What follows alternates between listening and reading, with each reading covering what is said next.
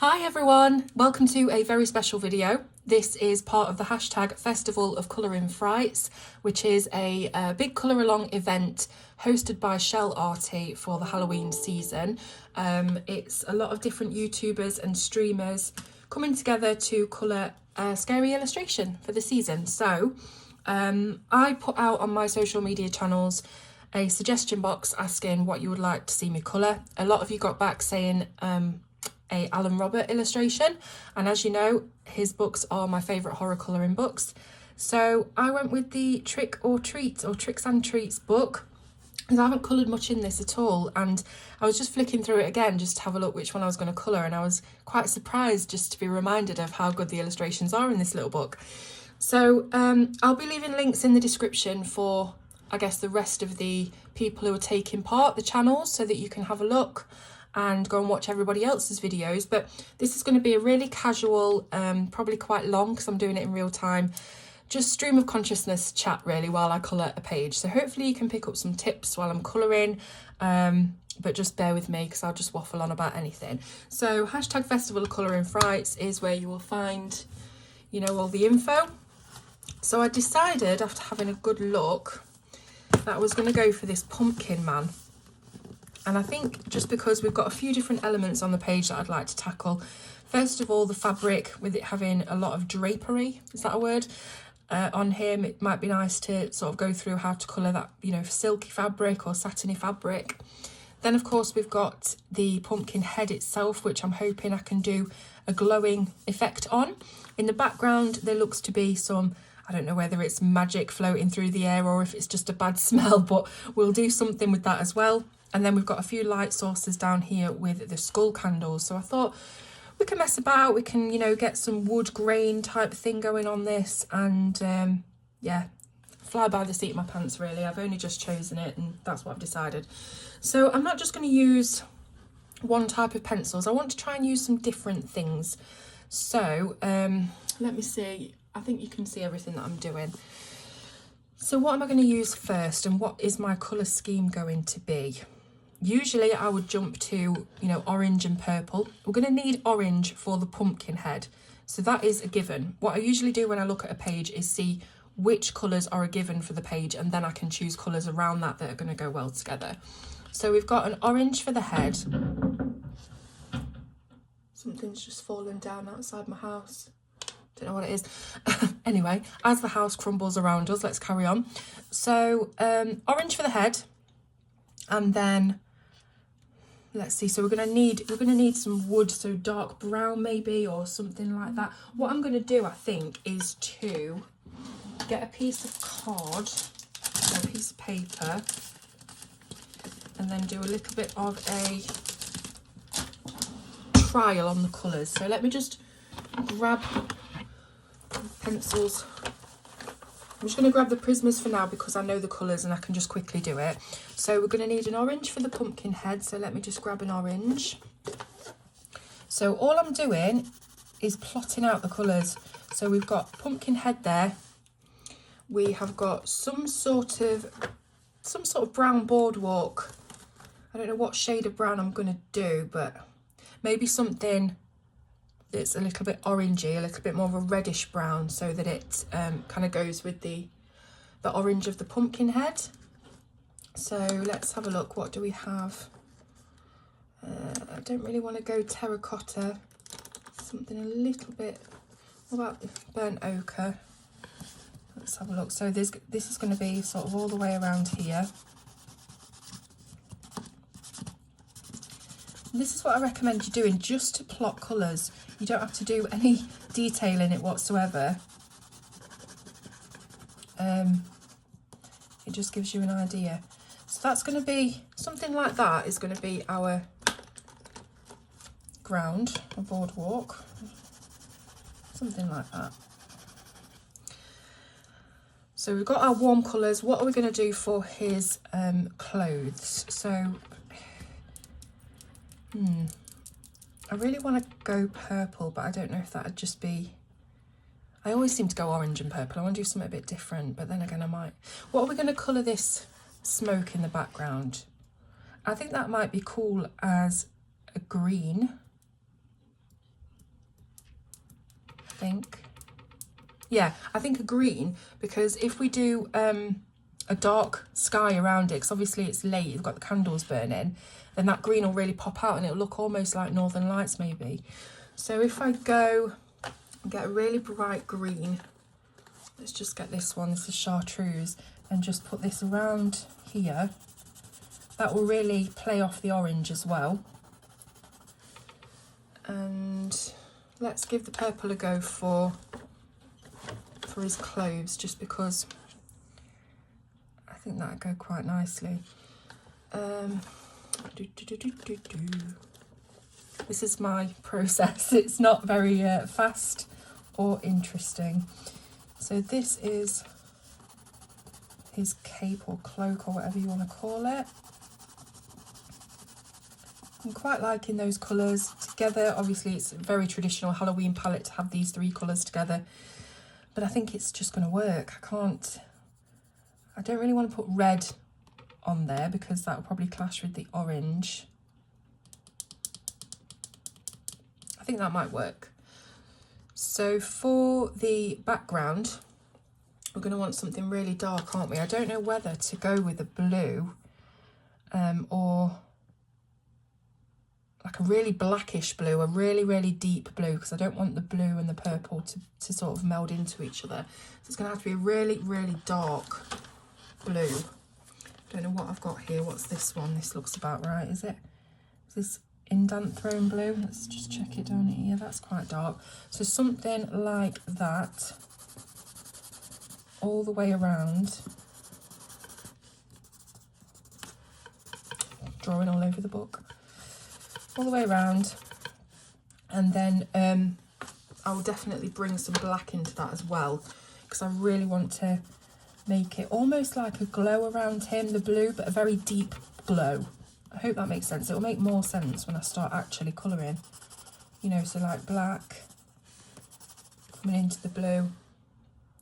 There's an awful lot of brown, so I just don't know whether I can break that up. Obviously it's actually, yeah, it's going to be broken up by all of the little light sources. So there'll be a little light source here and there, and yeah, that looks pretty good, doesn't it? We'll go with that. We will go with that. Okay, so I need to figure out what pencils I'm using. I want to use something different, so I'm not saying I'm not going to use my Prismas or Lumis, but I want to see what I can do, but I don't want to mess up. You know, it's really hard stepping out of your comfort zone, because I know that when I use my Prismas and Lumis, I'm going to do a decent job, you know, with blends and contrast. Then, you know, getting to the other supplies that I've got, it's a little bit more out of my comfort zone because it might go wrong. Just looking at these Derwent Inktense, I'm thinking about that. I don't know if I dare. Maybe I'll use the Inktense for the background. Or maybe I'll use some Distress inks. I haven't thought about this at all. I've literally sat down, chosen the image and put the camera on. So you've got all of my waffle to contend with. Let's look for an orange palette first of all. What do I have here? I've got some Black Widows. You can't see any of this, I know, I'm sorry.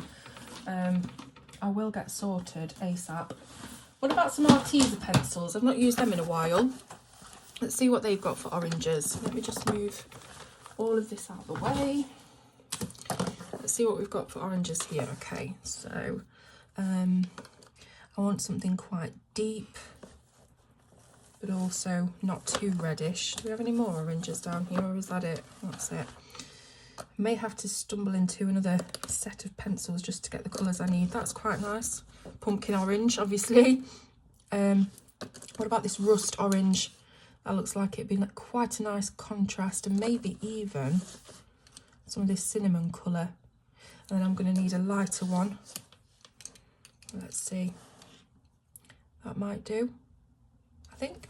And I might need a bit of a green just to give a few little patches on it that make it look, because pumpkins aren't completely orange, they do have bits of green in them as well. So I'm going to put this over here out of camera so that I can just, you know, refer back to it, but I think I know what I'm doing. So these are all nicely sharpened. Let's actually get some colouring done, like about 20 minutes into the video. All right, so I'm gonna tilt all of this because I need to colour, like, you know, at an angle. I'll just give that a little bit of a sharpen actually. Oh, sharpener's not open, that'd help. There we go. I'm trying to think if I've done a colour along for an event before. I'm sure I must have, but I can't actually remember doing one. So I'm a little bit nervous. A little bit nervous. Okay. I'm actually filming this. What date are we on today? 5th of October, I'm filming this. Around about 5 o'clock in the afternoon. I'm doing this as what I think is called a live premiere. So I'm not doing it live. You can't talk to me right now, unfortunately. I'll probably be somewhere else doing something else. But hopefully you'll enjoy watching it back. One of those videos you can just pop on and leave on in the background while you're doing your makeup or something. I do that all the time. Nothing really interesting to listen to, but it's just a little bit of company. So all I'm doing now is I've got this cinnamon colour, which is the darkest colour, and it's a very, very deep orange, really. You could get away with it being a brown, but I'm going to say it's an orange, and I'm just going into these segments of the pumpkin and filling it in from the edge. I don't want to go too far in with it. That's our darkest colour. And I always colour from dark to light. I know a lot of people like to put the light layers down first and then deepen. But often those people are ones who enjoy doing loads of layers and really building up the depth of colour, whereas that's not me. I like to just get in there quick and get the job done. Sometimes, occasionally, I will go really slow on a piece and do a lot of layers, especially if I'm feeling anxious. I find that's always what I do. If I've got a lot of anxiety or I'm feeling a bit panicky, I tend to go in for really hyper detailed illustrations and you know, take my time with it because it just focuses me on something, you know. But this kind of colouring I can do in my sleep, you know, so it's very quick. I like to get it in burnished, lots of contrast, get it looking nice and vibrant and bright as quickly as possible. So just going to carry on filling in little bits of the pumpkin and making sure that the inner edge is really, I always forget the word I use for this. I want to say fluffy. It's not right, is it?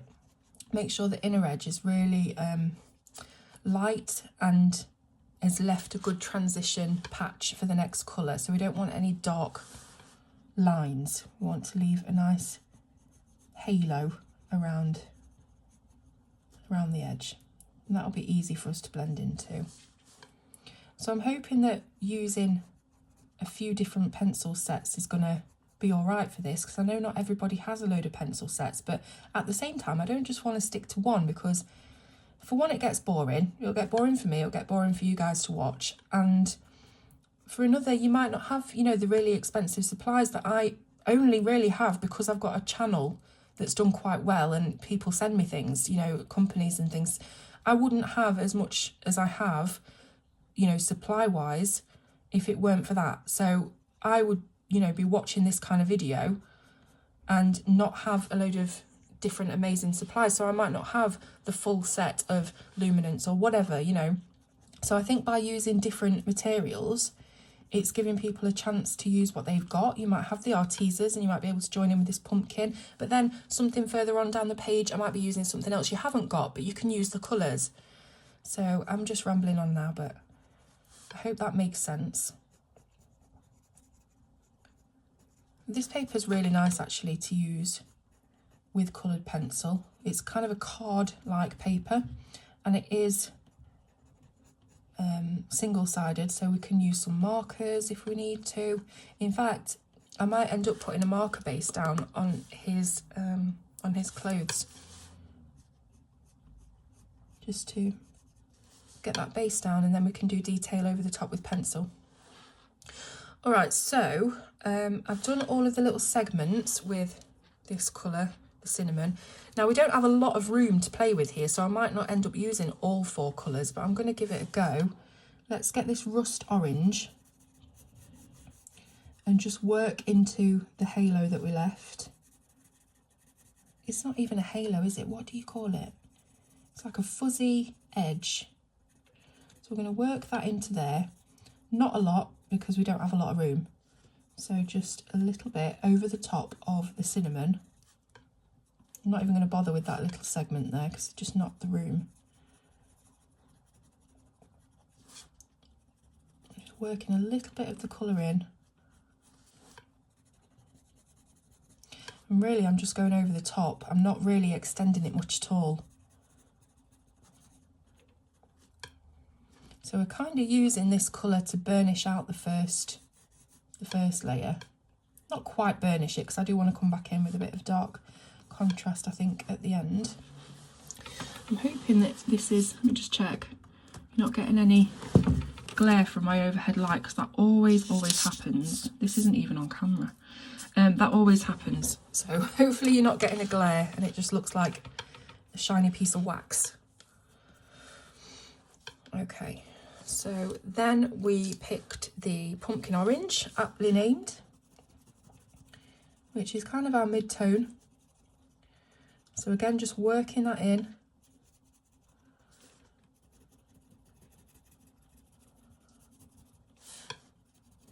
And extending it very, very slightly.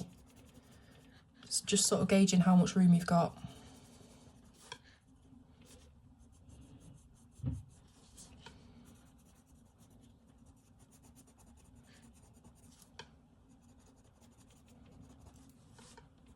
So you're using your next colour to be the blender of the previous colour.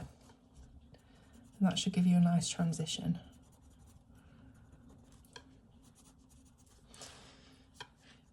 But when you don't have a lot of space to work with, you don't have to work as hard, which is good. And then finally we've got Tuscan Sun. Something's rattling on this table, hang on. Oh, it's my lamp. Let's see if I can lie that down. Is that better? Yes. Okay, so Tuscan Sun. Give it a quick little sharpen on the end. And we can almost just fill this in now.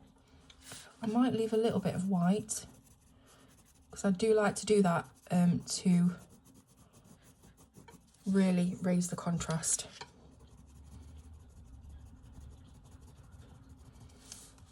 So again, just using it almost like a blender. And just leaving a slither of white if you can.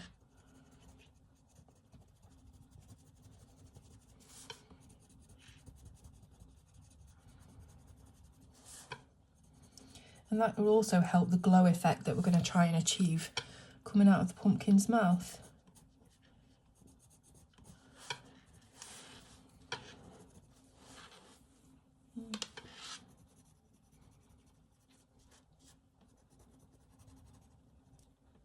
There's not much room here left at all, so just do your best. I need a dust brush because mine ended up being used as a skirting board brush when I was brushing off cobwebs and painting, so that's gone out the window. I definitely need, oh, what have I got here? I've got a little makeup brush, that'll do. So let me just check in with you again. Yeah, see, hang on. Yeah, it does look a bit waxy if I hold it up, but that's not too bad down. All right, so we've pretty much done the front of the pumpkin.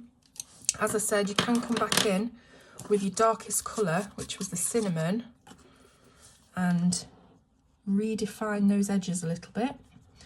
But these pencils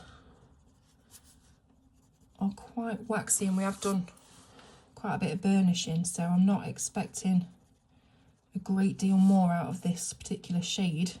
You could go a shade darker just to get the contrast.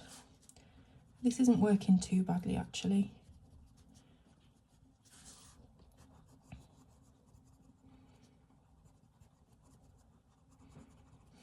And I did say, didn't I, that we'd get some green on there, but I don't know whether I want to.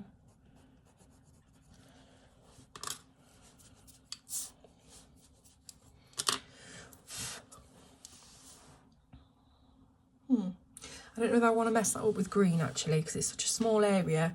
it might just look a bit odd. If I was doing a larger pumpkin, I would put a bit more detail and colour into it. Okay, so in the pumpkin's mouth, we want it really, really bright. I'm thinking a neon might be too much, but I want a really, really bright yellow. So let's see what we've got in the Artisas first of all. This one is sapphire yellow. Let's give that a little go. Can't use that. I'll use one of these. Just ripped a piece out of my notebook. Sapphire yellow, that's quite bright, isn't it? But it's not quite neon. I think that would just be a bit too much. So from the sapphire, I also want to do a little bit of deeper, darker colour around the edge. What's this coyote brown like? That might work. That's got quite a lot of yellow in that. That might work for a shadow colour. So let's give it a go. Sharpen it up.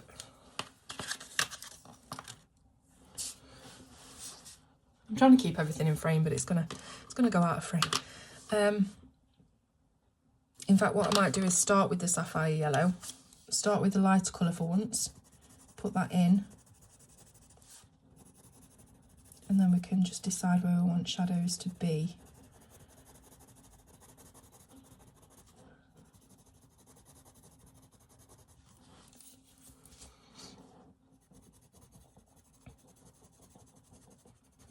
I think the slots for this colour along are about 2 hours, so I really need to get a move on. We're on 20 minutes already.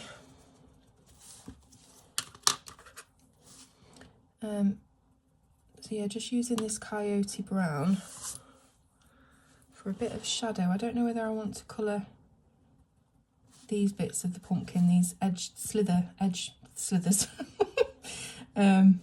with this or not. I just really want to use this as a bit of a dark shadow area.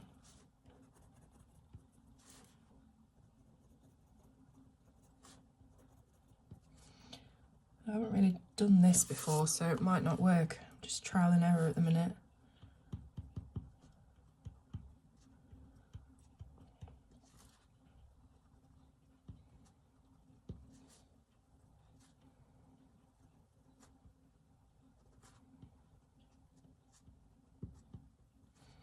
Should have some scary music playing in the background, shouldn't we? Maybe when I edit this, I can put something creepy in. So I've done a little bit of shadowing with this coyote brown.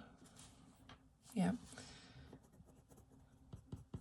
And it's not perfectly blended, but I think it just gives a little bit of depth onto the edges. Sorry about saying so much. I know that's super annoying.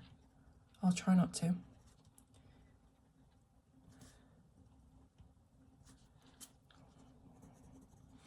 You see how, even though you think that's quite an odd colour, it definitely is on the same palette as this sapphire yellow. It's got almost a chartreuse sort of look to it. Yellow chartreuse if you were talking about Prismacolor. And then the coyote brown definitely has an awful lot of yellow in there. So maybe if you desaturated this down, it would look something similar to this. But I just think it works quite well together. I've got quite a good eye for colour now. And it's something you can only get if you work a lot with colour. So don't expect, you know, if you've just come into this hobby or, you know, whatever, that you will immediately know what colours will go together. It's something that comes to you over time. So I'm just using that sapphire yellow to just push back a little bit and blend. So it's not perfect, but it just gives that slight bit of shadow that makes it pop. Now I'm just thinking about these slithers here. They really would be quite light, wouldn't they?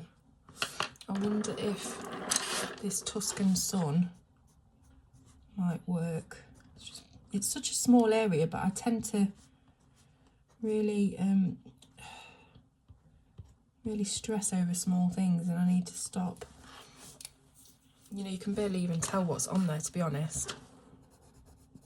Let's just press a little bit harder. So he's got the stalk here as well. I'm going to have to bring out some greens. But I do want them to stay on this kind of natural palette. I don't want any bright greens or any gem kind of greens. I want some real natural foresty sort of greens. I know what I'm talking about. Okay, I'm just going to call that done. Let me see, hang on, I've got this bit here to do. And that really in there should be sapphire yellow, but I think I just press it quite hard. I think I went over it with some orange. But anyway, that is the face of the pumpkin.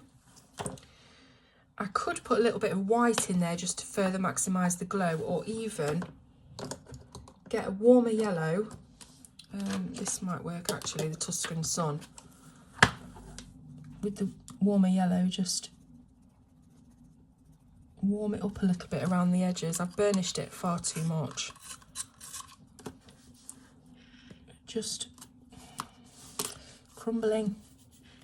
Just warm it up a little bit around the edge if I can. It is so windy outside, things are going flying. Because it is just a little bit cool in that mouth, and I want to warm it up a little bit because it should be on fire. So just adding that little bit of Tuscan Sun. I don't know whether the camera's going to pick it up, but it has made a slight subtle difference into the warmth of the glow. Because you know, these are quite cool, these two colours. But I still want to, I don't want to, you know, get rid of the integrity of the yellow and how bright and light that is. But I'm getting a little bit of wax build up here, so I can't really do too much more with that. But what I would normally do is then get myself a white gel pen. This is an Arteza one as well, and just make sure that it's got no residue on it. And then I would put some white in the centre, just scribble it in, leave it maybe 5 seconds just as it's starting to dry, and then use my fingertip very lightly to go over it so you can see the residue on my finger. But what that does is it gives it a bit of a white glow without it being too in your face and too stark. So it just adds a little bit more contrast. If you can get your darks as dark as possible and your lights as light as possible, that's when you have colouring pages that pop. And then you've got colour theory and things alongside that, using colours that play off of each other and all that good stuff. So hopefully you can see on the camera just a little bit of subtle difference that's made just putting that bit of white in there. Now I could go a bit darker, maybe bring in a black, but I don't know. Let me give it a little try. So where's my black? Oh, where is the black? Oh, it's here. Okay, I'll give it a little try purely because I like to just make everything as contrasted as possible. Now I've put the white in, the coyote brown doesn't look as dark. God, these crumble. Let me just very, very slight bit of black. I don't want to overdo it. And artists say you should never use black, but you should use colours that make a black or make as dark as you can, but not actually use black. But I don't think there should be any rules about it, especially not in adult colouring. So I've gone black there, and I'm just going to use the coyote brown very, very lightly. I'm barely touching the page, just to blend that out very slightly, so we've not got all these black lines that don't look like they should be there. And then that should look pretty cool.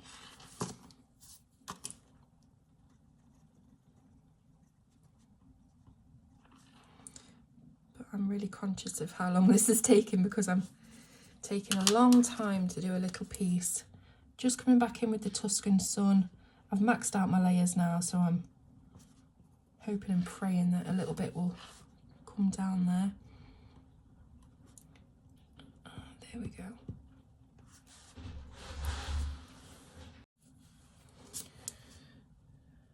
Okay. I'm just bringing the Tuscan Sun a little bit further down so that we've almost got lines coming down, and that will just show us that these spikes are producing a shadow inside the glow. I don't know, it's really hard to explain. But hopefully that looks all right.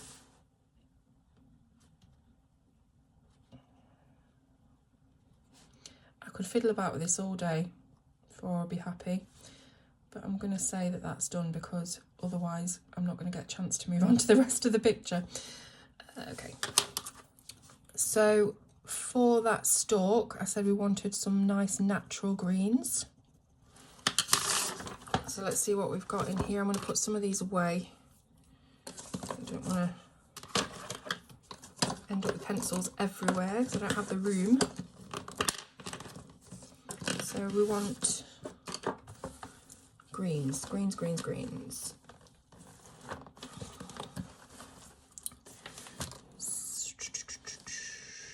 So that's quite a natural green, this one too. And then do we have something a bit lighter? I'll try this one. I'll try these together. It's a very, very small area, so we don't have to be too precious about it. But I've got this one here, which is moss green, then pear green, and then fluorescent yellow, which isn't actually fluorescent. Could have probably used that for the inside of the mouth, but hey ho. So I'm going to use those for the stalk. Is there anything a bit darker that I can go with? I might even bring a grey in just for the really dark bits. What greys do we have? Let's try ash black. What's that like?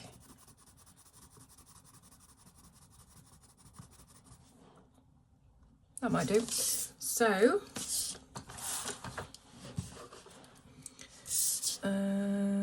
start with the darkest green, which is the moss green. And I think all I'm going to do for this one is a little bit of a shadow underneath. I'm not going to really do every section because there's just not the room. And as long as we get the look of some shading going on there, it doesn't have to be too precise. Next one is the pear green.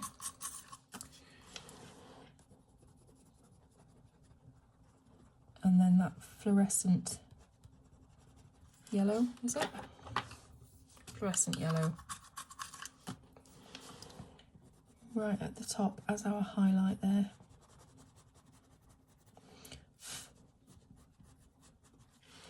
Can't see too much of the middle green. It's just served as a transition between the darkest and the lightest, but I'm going over those again because I always do a second layer to build back in the depth. You can't do an awful lot of layers with these art teasers, but then again it depends what paper you're using, of course. That's the main thing. So then I'm going to come in with the ash black, which was the grey that I chose, which I think is a warmish grey, and that goes quite nicely with that green. And you won't even really be able to see much of this at all. I'm going right on the very edge of the line art. Where's my little brush? Right on the edge of the line art. Just to give it a little bit of a lift, the rest of it. And then I'll come back in with the moss green to make sure that that hasn't lost, it's not lost its green, it's not just muddy grey, it's definitely green. But again, we don't have an awful lot of room, so just do what you can. Right then, so let's get started on his clothes. So we said we were going to do that purple, didn't we? I don't think there's anything else that's going to be green on this apart from the bright green of the smoke, so I'm going to put these away. This is the thing about streams and videos where you don't really edit much. You get to see all the boring bits. So I'll put these away. And yeah, there's one missing there. Where's that from? I think I put them in the wrong place. Oh well. Okay, purple. So I'm going to do a base layer in alcohol marker. And for that, I'm going to need to put some, even though this is really thick hard and I probably won't need it, I'm going to put a little bit of paper underneath just in case. And let me pick a colour. Let's see what we've got.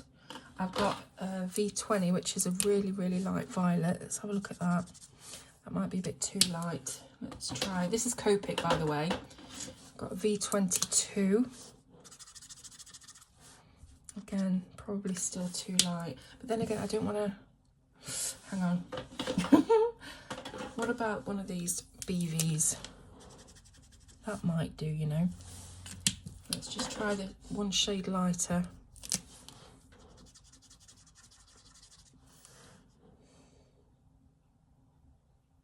Just deciding which one of these to go with. This one looks a lot more reddish than that one. Right, I'm going to go with this one, the BV02, because I think that we can put white highlights in anyway if we need it to be lighter, but I quite like this shade. So I'm going to go all over this. In fact, I might even use the chisel tip because we're going all over it. And there's no precision to it apart from these edge bits. So don't worry about anything really, just do it. So I'm going to layer it on.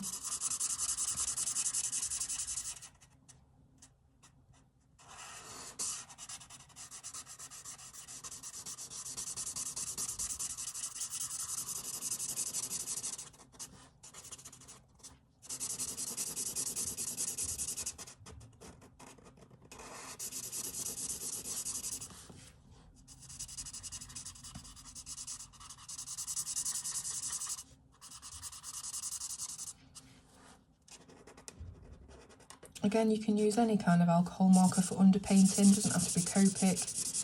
In fact, the cheaper the better, because this is, you know, it's not precision work, this isn't going to be the finished piece, so any kind of alcohol marker you can get your hands on, really. Even use a Sharpie. I'm probably going to have people crying about how much I'm using a Copic marker when I really don't need to use it. But if you don't use your art supplies, then it's a waste, isn't it? Even if it is just for underpainting, you're doing it to get a good finished result.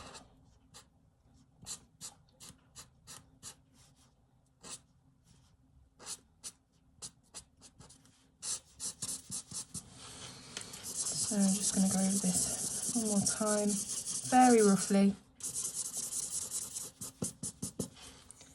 And then the bottom part of the cape.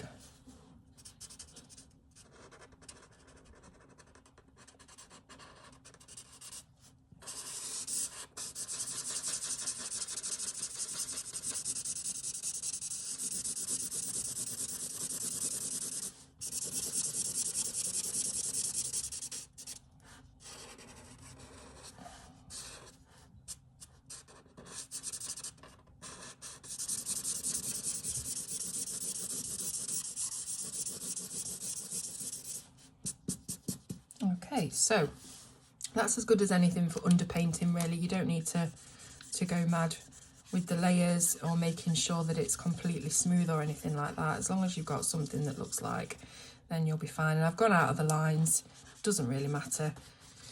Okay, so done our base layer. Now we need to pick some colours that are going to go over the top of that. So I'm going to put these Arteses away a sec, and then we're going to go in and get the colours that we need from a different set. So what do we have? If I'm layering, I want something that, layering over the top of marker, because that's quite smooth, I'm going to want something that layers quite nicely and is quite soft. So I might have to break out the Prismas just for this piece of it. Prismas or the Lumis, which I have in the same case. So I would say that we're looking at Dioxane for the darkest bit. Then we've got a violet, and I don't know whether to go Imperial Violet or different one. think all the others are too pinkish, and this has definitely gone down the route of being a bit more blue. So maybe Imperial Violet would be the best bet.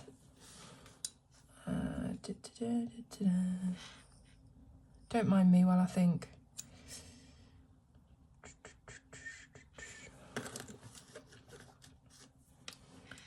And we've got Blue Violet Lake, I think. So it's actually going to end up far more of a bluish purple than I originally planned, because that's just what's happened. So let me give these a little swatch. So this is the dioxane, that's what we're going to use for our darkest bits.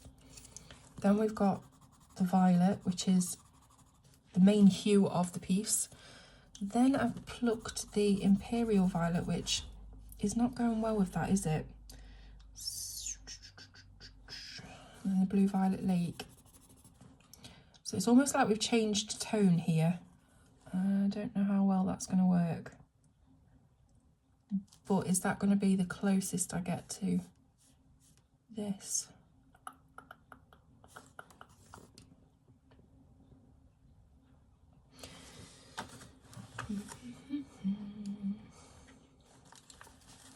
What about Palmer Violet? I'm going to have to go here because I think that that's the layer that I've put down that's closest to that layer. So maybe if I go for... I don't think there is a darker colour that could go between there. What have I got in the luminance? Sorry about this, guys.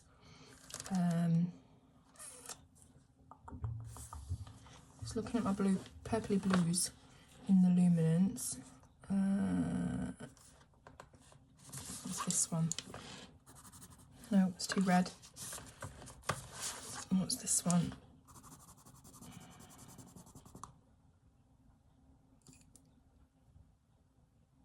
That's too blue, really. Sorry, right. Let's just get colouring, for crying out loud. So I might end up going from the dioxane straight into the Imperial and just miss out the violet altogether. Let's go for that. All right, so we want to create a little bit of a silky look to this fabric. So I'm going to get the darkest colour, the dioxane purple hue, and we're going to choose a side. I usually go for the left side of each fold, and then we're going to just colour that left side.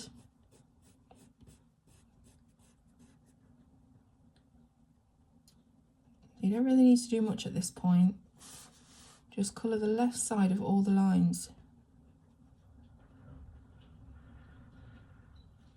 Well, actually, it's the right side of the line, but it's on the left as you look at it, on the left of the section.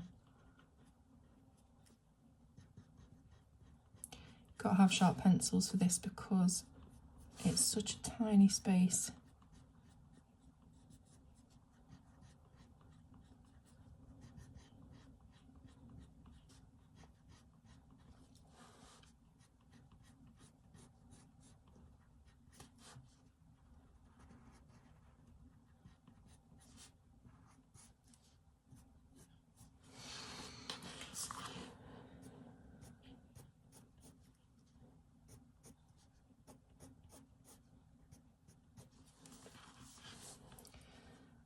Gone really quiet now because I'm concentrating.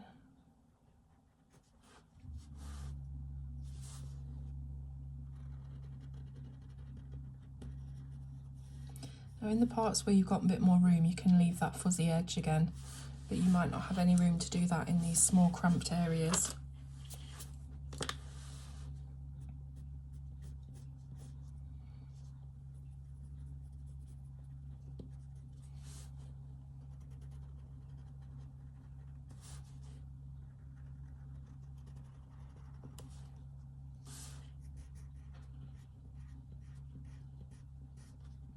I might end up even speeding this bit up in edits if I get that far, because this is just me being completely silent doing the same thing over and over again, and it will be wasting time on the video. So if you see it start to speed up now, then that's why, but if not, then you're going to have to listen to me be quiet for the next few.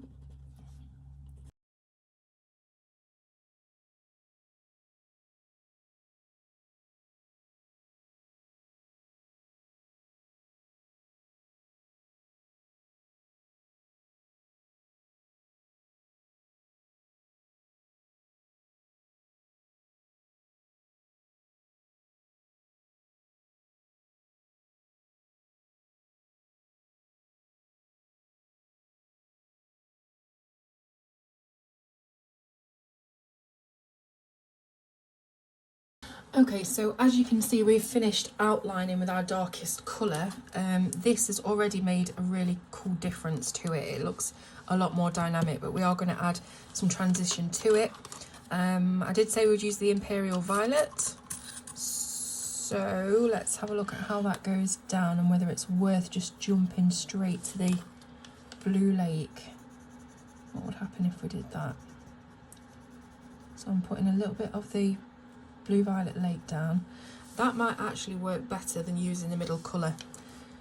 It seems to blend quite nicely, so we might just do that. So I'm going to skip that middle colour and just go straight in with the Blue Violet Lake, because that blends in nicely with our original marker colour that we put down, the BVO2, and it also blends fairly well with the dioxane that we just put down. So I'm just going to carry on doing that, and all I do is just extend the lines that we've just put in from the line art itself.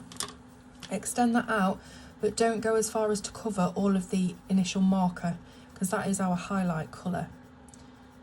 And doing this with Prismas I think was a good idea, because most of the colours can blend into each other anyway. It doesn't matter that there's a massive gap between those two colours.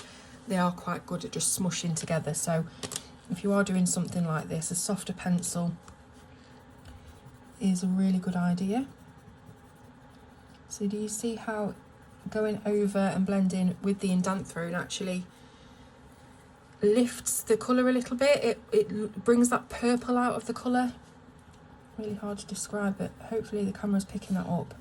So I'm just going over that and also extending it out, but not completely covering the marker, so that we've still got the highlight bits there, and that's going to make it look 3D almost.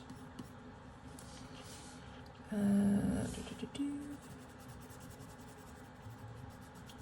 I'll just do it a little bit so you can see what I'm doing, and then I'll speed it up.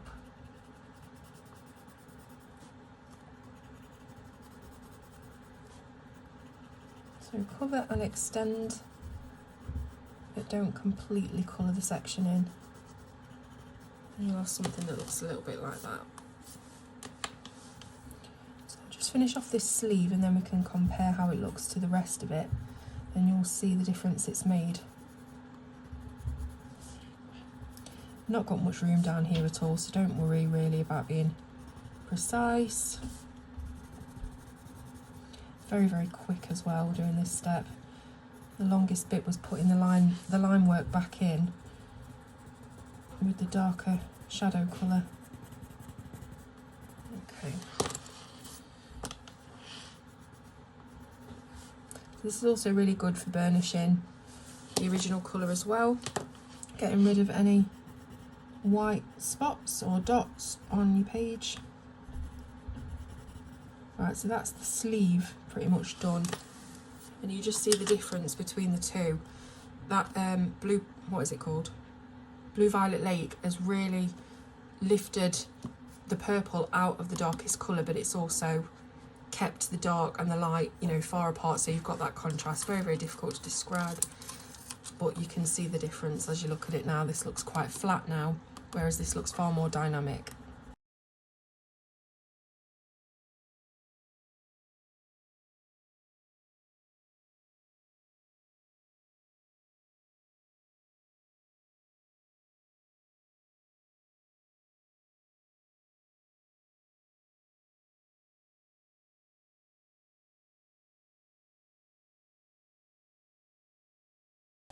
Okay, so very, very quickly and quite roughly I may add, I have made a kind of silky shiny look to the fabric and given it some highlights and shadows.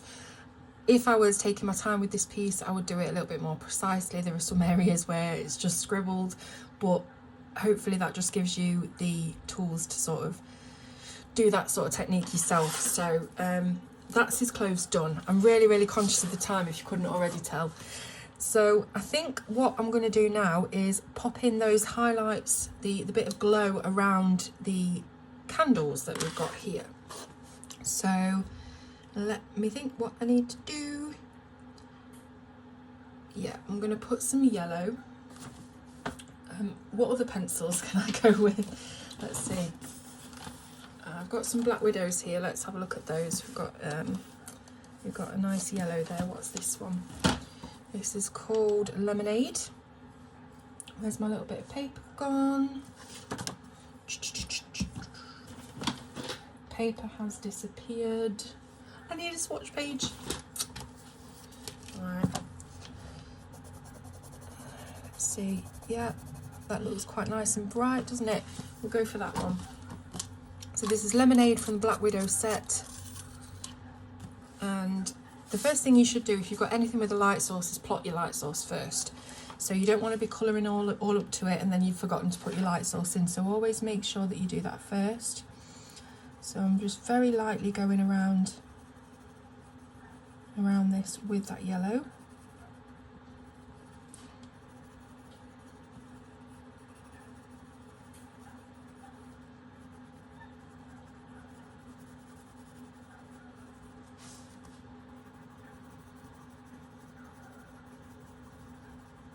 We're just creating the look of a glow, you know. I'm not going to be really technical about it like the proper artist would know exactly how to make it look like a real flame that's burning. I'm just putting a bit of light source in. And just doing that as saved that space so that we don't colour over it by accident or get too close. Alright, so we've got that done. Now I need to think about this boardwalk itself. It's quite a large space and that's telling me that I should put an underpainting down first, which I think I will do. So again, I'm just going to go to my alcohol markers and pick out quite a light brown. This one's E33, so let's just check that. This book's getting something on every page. It's not too bad. It's quite orangey as well, which is what I said I was going to go for with the brown, so that we tie in with the pumpkin's head. So maybe I will go for that one. This is, what did I say? E33, which is called... What are you called, E33? Sand. Alright, so again, just very, very quickly and just trying to avoid those pencil areas that we've just put in. I'm just going to underpaint this. I call it underpainting. For the longest time I didn't know what that meant. I thought it was literally painting. But you can do it with anything. It just fills in the white of the paper so that you don't have as hard or as long a time colouring it. Colouring over the top of it. I can't put anything underneath it, but it's not going through, so that's good. I don't really mind there being lines in this because I'm hoping that we're going to be able to put some wood grain in it anyway, so that actually works out really well for me.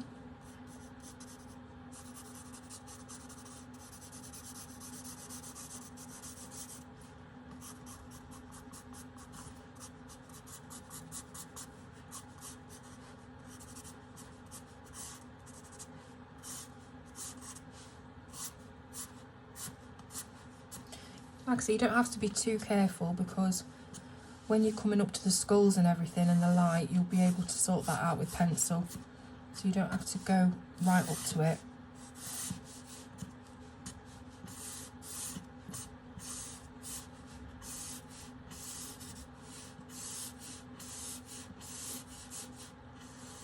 Alcohol marker is the best for underpainting because it leaves you with a smooth flat surface. If you are using water-based markers, you may end up pilling the paper, which means the bits of paper start to come off, and also it leaves splodgy bits here, there and everywhere. And again, when you start using your pencils over the top, you're going to be agitating that paper that's already saturated, whereas this, it just sort of, the liquid of it evaporates, so it's pretty good in that way. So I've done our underpainting. I'm going to leave that marker out because I think I might need it again. And then we're going to pick some browns, so I'm going to pop that back. What browns did I say we were going to have? Something warm. I'll go for something a bit harder this time as well because of it having wood grain and a little bit more detail. So polychromos are coming out for this now. Again, if you don't have all these sets, do not worry. I'm just trying to be a little bit more you know, using things a bit more, just use the same colours as I'm using or something similar and you'll be right. So something a bit reddish. This is quite red. What's this one? Sanguine. And then we've got burnt sienna. Let's see how they go together. Yeah, pretty good. And then we need something quite dark for the edge. What's this one? Burnt umber. That might work. Let's have a swatch. Let's have like loads of pages that are being ruined by this. This is burnt umber.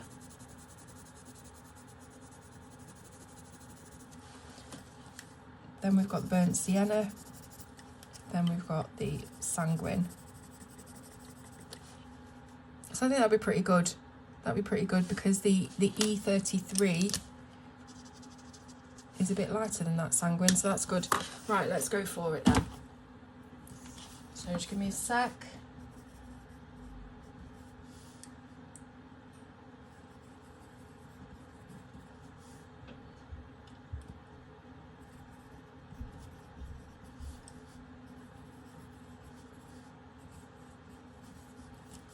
Right, so I'm going to start with our darkest colour, which was the burnt umber, making sure it's nice and sharp.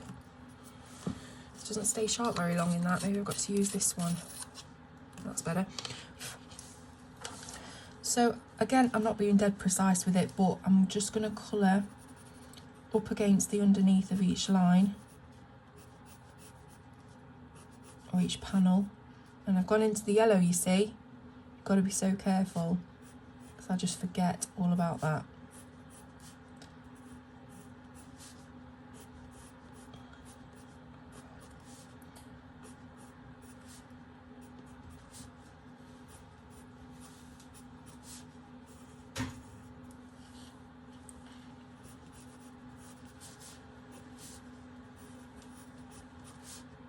Just underneath all the panels.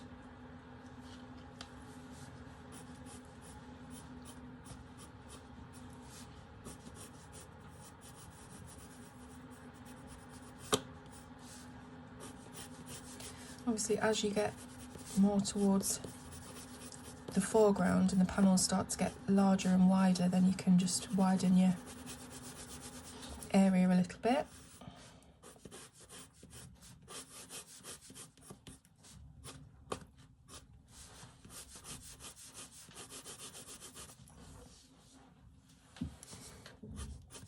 Just do some little details here and there where they have been put by Alan. So very, very rough and ready.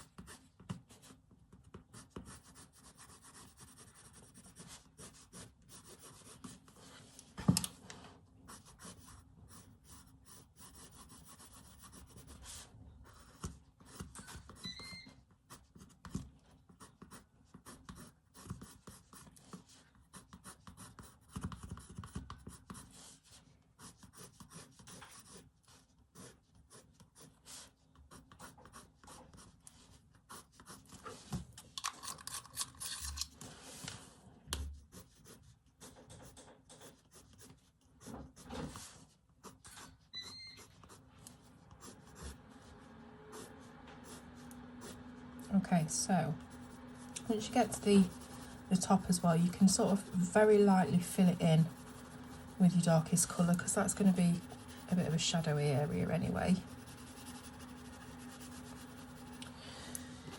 And then we want our next colour, which was going to be the burnt sienna.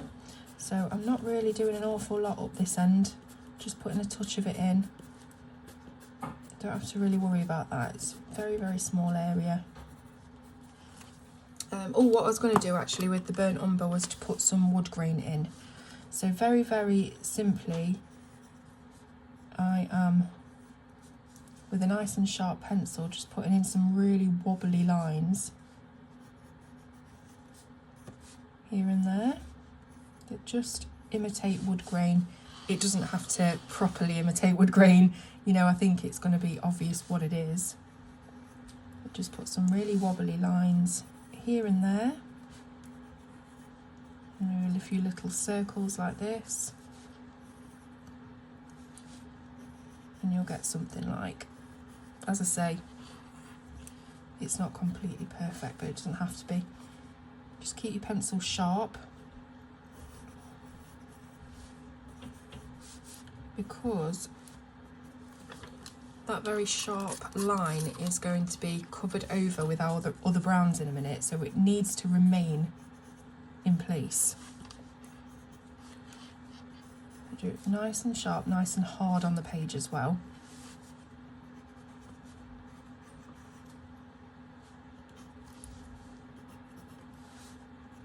I'm just doing really small ones up here because we don't really have too much to do up there.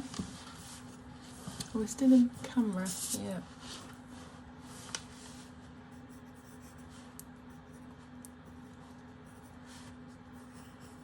I often do little swirls and circles and things, again, just remembering to keep your lines sharp, almost like you're etching the lines into the page.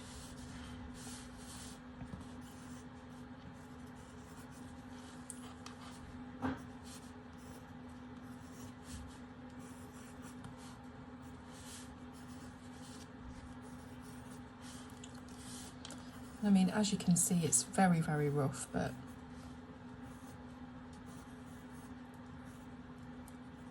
I think it does the job. It's got the look of it, so I don't have to worry too much.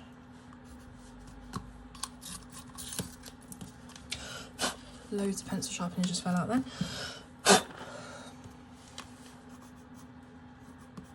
And again, just up the top, just do some really little waves and circles and things, because we're not going to see that much. Alright, then we're going to get that middle colour, which was the burnt sienna, and go over what we did with the darker colour underneath each line of the plank.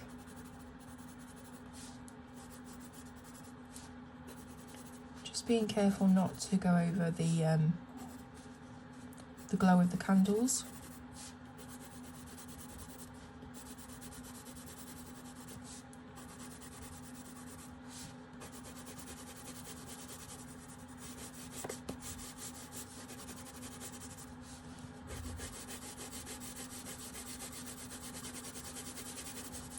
You may need to come back in, just looking at this, with maybe a black to redo that wood grain, but then again it might just melt quite nicely into the colours and not be so obvious, and that might work in our favour.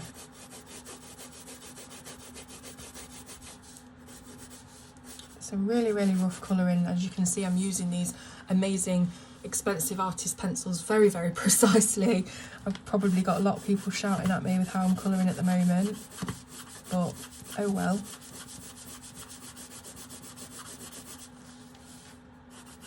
This is only what I'd do if I was colouring this page for myself, so just because I'm on a stream or whatever you want to call it, doesn't mean I'm going to change my habits. Don't worry about this bit, we can always black that out.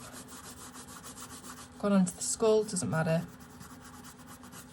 I should be more precise, really shouldn't I? I'm supposed to be like a tutorial channel, I'm supposed to be a bit more careful and teachery.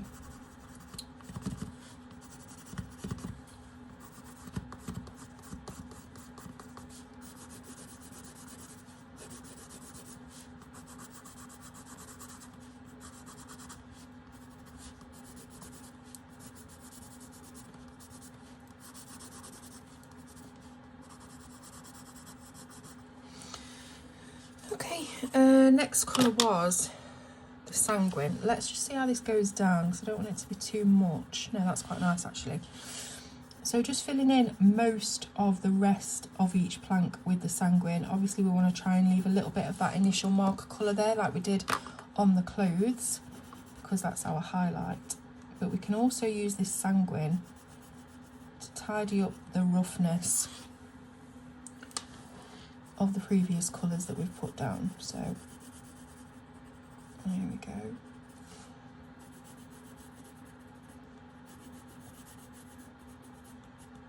So that's starting to look a little bit more uniform now.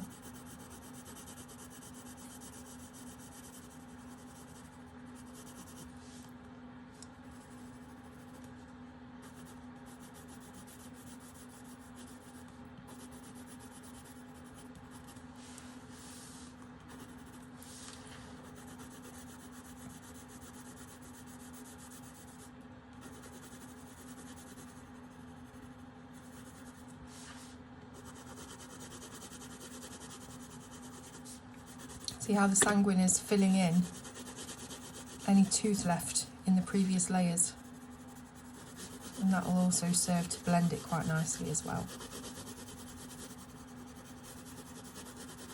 And we do have that touch of the wood grain left there, but it's not as in your face, you know, so that's actually worked out quite well.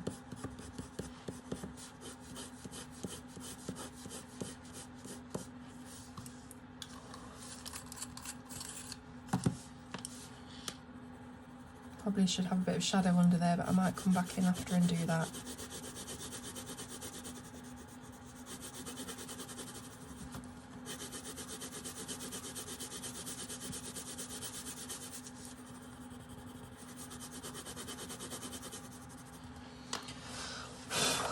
Loads of pigment all over the desk.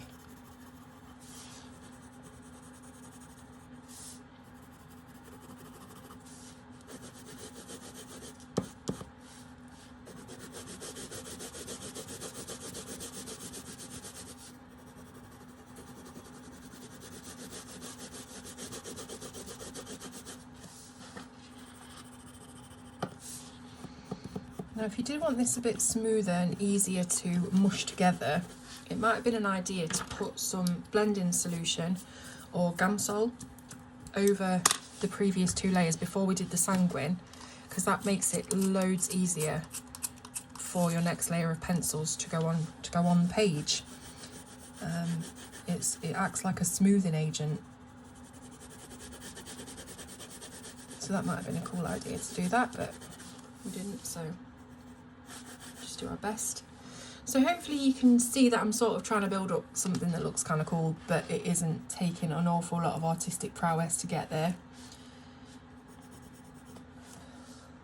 Okay, so let's start on this side.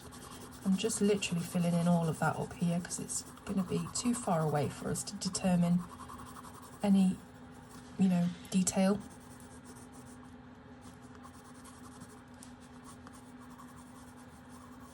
Round that off a little bit.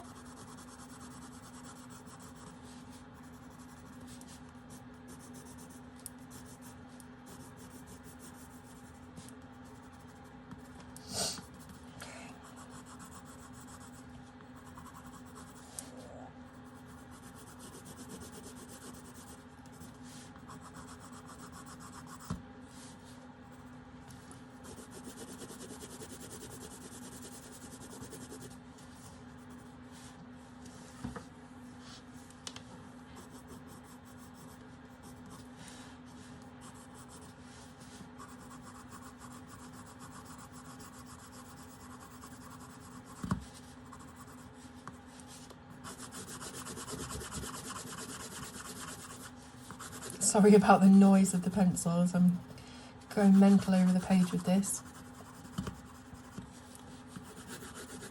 And like I said, you can take your time when you're not on a time limit. I'm sure Shell wouldn't mind it being longer than 2 hours, but it's the other streamers I've got to think about. They've got their own slots as well, so I'm hoping that I'll be able to cram this page into 2 hours. And if not, we'll just finish where I'm finished, but I really would like to. What are we on at the moment? Well, this section is 55 minutes, but I did have another section before this. So yeah, I'm not really sure how long I've been going now, to be honest. But hopefully with the edits and things, we'll bring the time down a bit. Getting a little bit rough here. I might even put a bit of that blending solution on it just to help us out a little bit.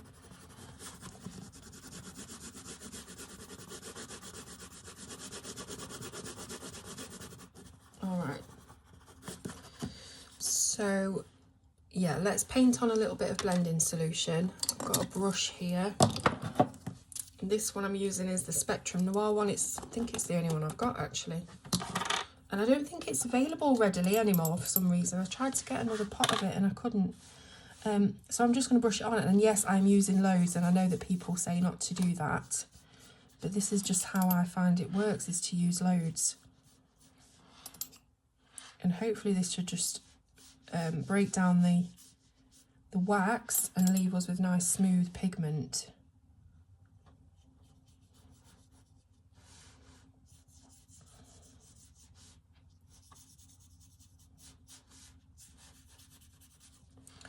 Going over a few areas here and there just to give it a helping hand with the brush strokes. But hopefully you can already see how much smoother this side is compared to the left side.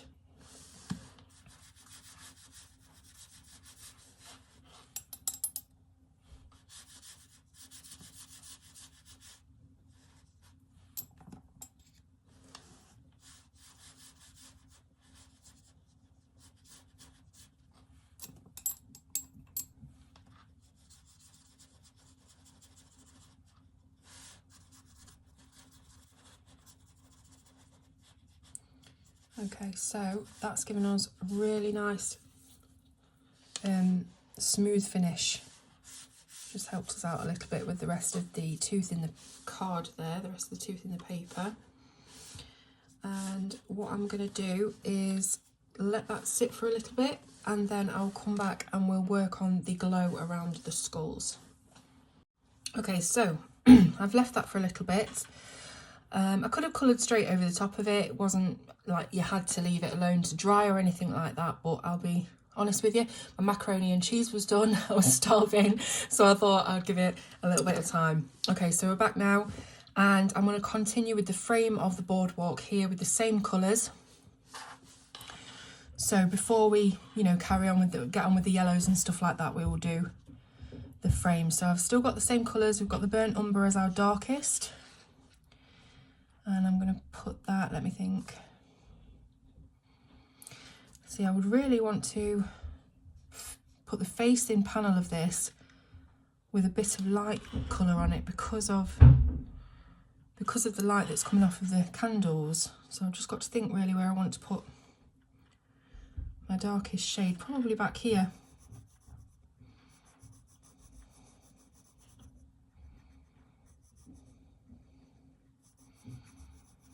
Okay, so I'm just going to put a little bit of this on each edge.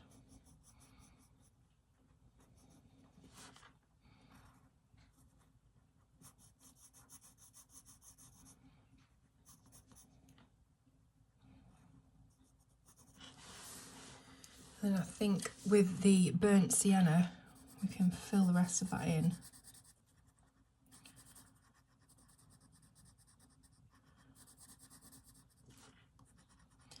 This is kind of facing away from our light source, so this can be the darkest bit of the plank.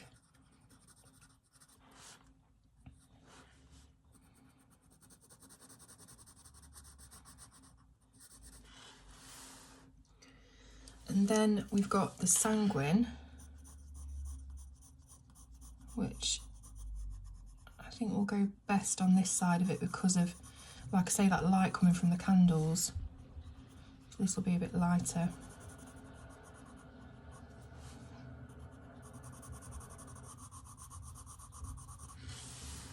Like I say, it's not perfect, but we could probably do with a little bit of yellow on there actually, just to show that glow.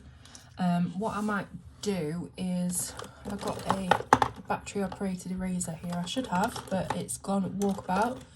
So let me get a small, oh that's filthy. Let me get a small eraser. And because this is polychromos, it erases quite well. It's oil based, so quite easy to erase. So I've just erased some of the sanguine out of there, and I'm going to grab that lemonade yellow that we got out of the Black Widows, because that's what I've got out at the moment. And let's just colour that in a little bit.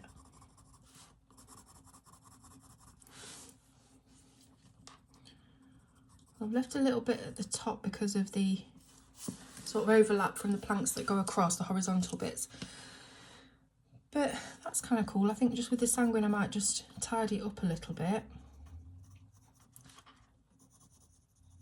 But that just shows that we're getting a bit of a glow onto the planks. I say planks, they're like posts, aren't they? They're not planks. So I think that works quite well. We'll do that on the rest of them.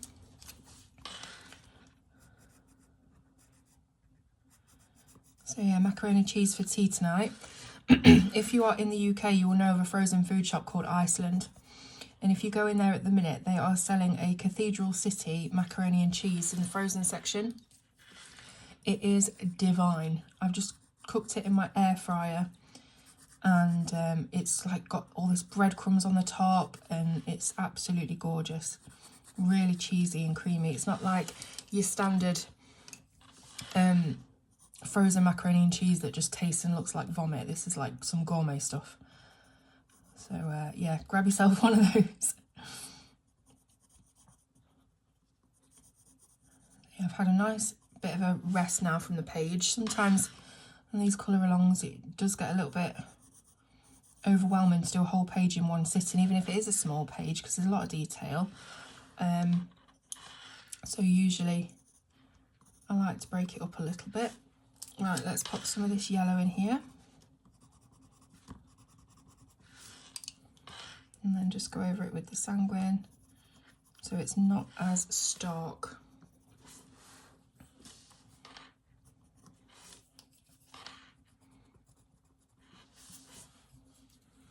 I'm going out of the lines and everything here, as you can tell, but not bothered. Right, so I need the burnt umber just for the edge here, the very edge of the post.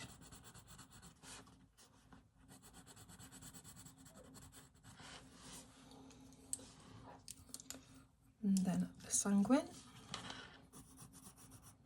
And I'm going to do just the same in reverse on the other side.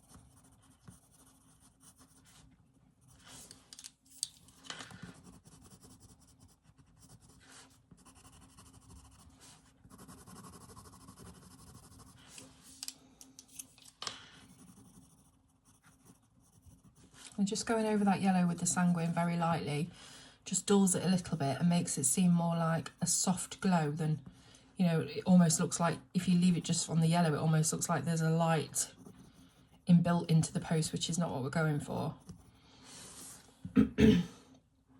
Yeah, that's all right. So for the horizontal bars, I think we'll do something similar. So this part here will be quite dark, so we're going to use our burnt umber just straight across there. And then maybe we could, I don't know whether I want to do the whole thing sanguine. I'll give it a try, and then we can always put some dark colour over it if it's too light all the way across, but it might work actually. So I'll just put a little bit of this sanguine over it.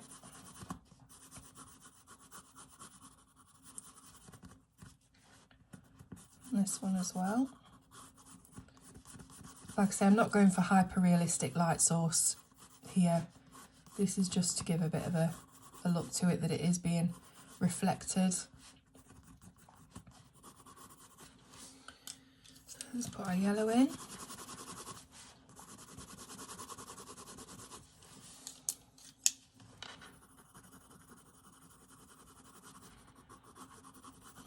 Put some sanguine over the top.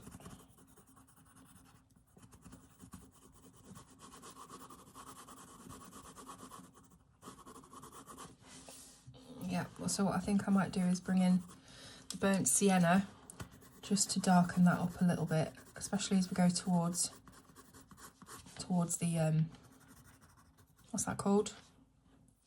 The background.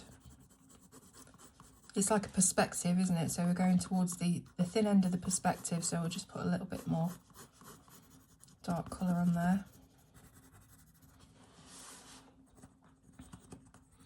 I guess we could do some wood grain on these as well, but might be a little bit too much because it's just a small area, so.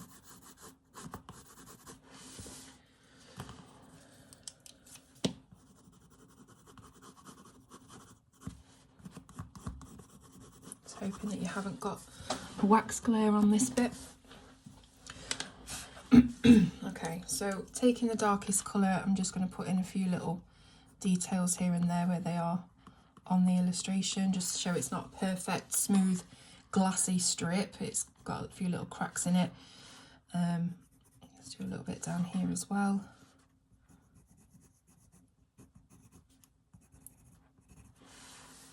Doesn't make a huge lot of difference, but there we go. I think we've got another post back here that we've missed, so I'll just fill that one in.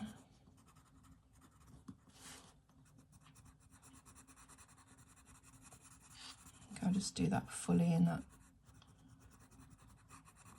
dark colour because it is going to be quite dark back there.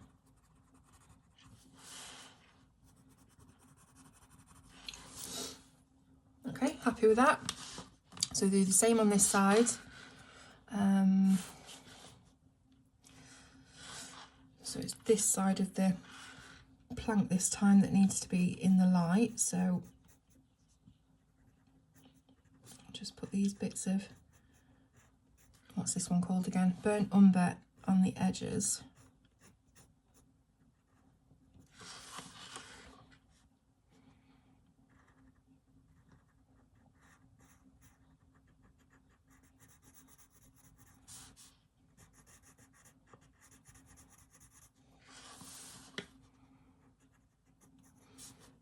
There's quite a few quote-unquote mistakes on this page. There's a lot of rough colouring. There's a lot of going out of the lines.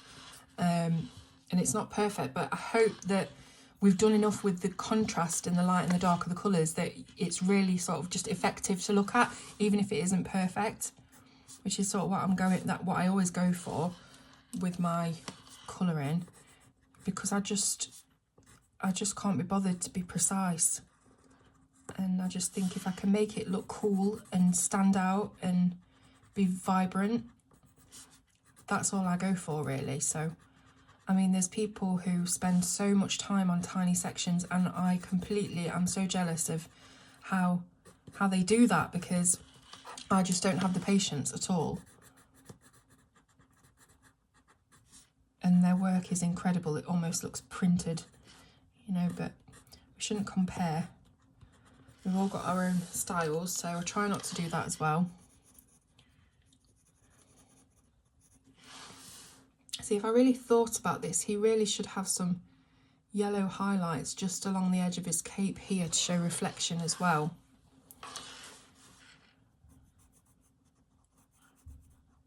Maybe we can do that with a Posca or a moonlight jelly roll or something, but it might look a bit odd because we haven't blended it, and there's no real capacity to blend it at this stage.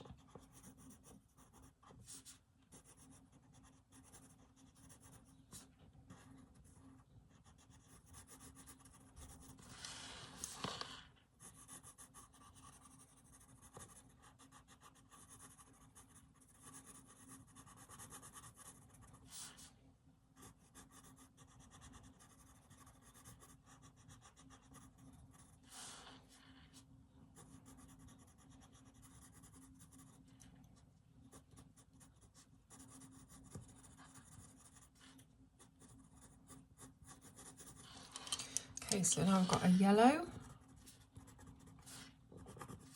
And again, this is the Lemonade from the Black Widow set of pencils. We've used quite a lot on this page already, different brands. We've used Copic, Prismacolor, Black Widow, Arteza, Polychromos, of course. So we're doing quite well with using a few different brands and seeing how they play together. I'm just going over a bit of that yellow to dull it down slightly with the sanguine.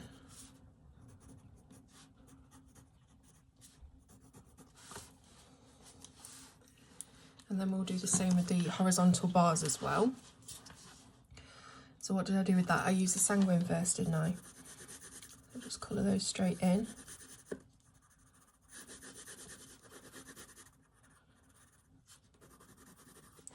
And then it was the really dark one just across the top here.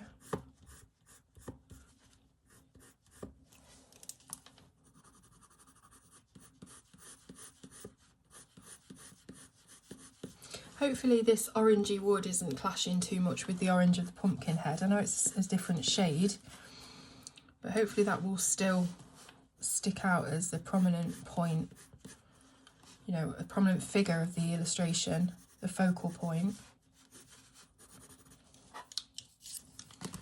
Bit of yellow now.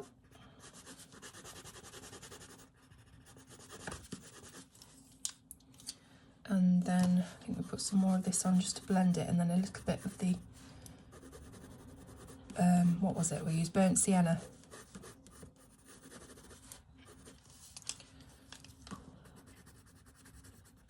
So right up to there I'm going quite dark again because it's furthest away. And then we can just go over some of this sanguine with, keep forgetting, burnt sienna.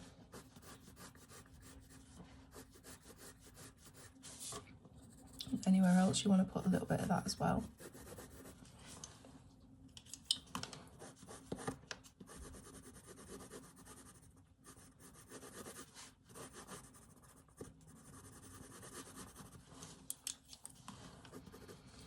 And then with that darkest colour we can put a few more details in the planks, give them a few little notches.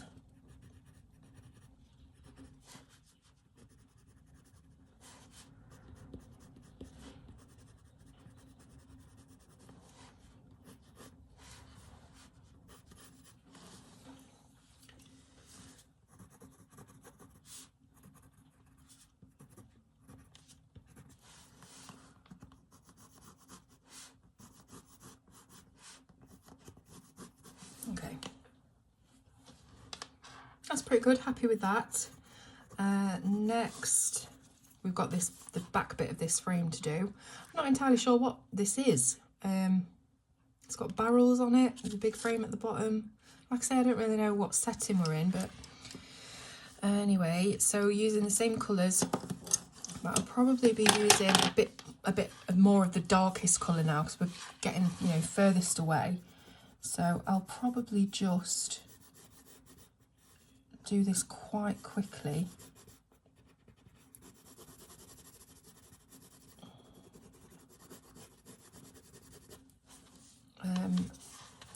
Just to show that it is quite far away and it's the darkest part.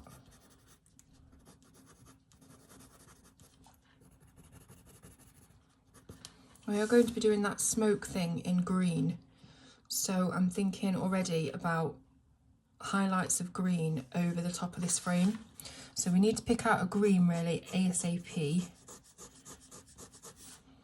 or at least just get like a really bright green to plot out the areas of reflection on the beams.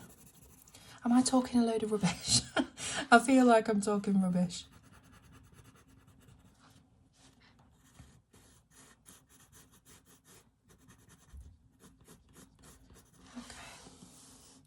Let me get a really, really bright green now. Let's see. I'm going to go with the chartreuse from the Prismacolor set just to plot out a little bit of highlight from this green stuff in the sky. If I plot that out, then I know we're not going to touch it with our brown, so that's what I'm after.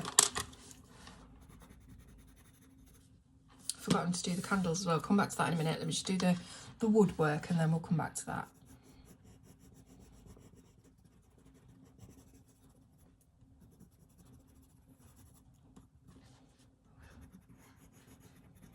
I think what might be best to do on here is just to use the burnt sienna, the middle colour of the browns, as the centre colour on all these dark areas, because then we're not going too light. If we stay out of the sanguine, we're not going too light.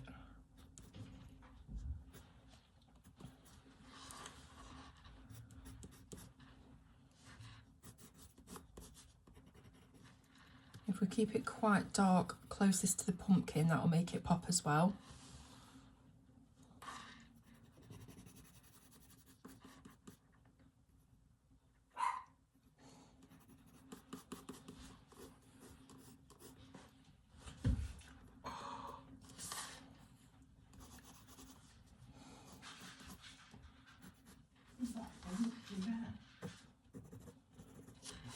And I'll colour these in dark too.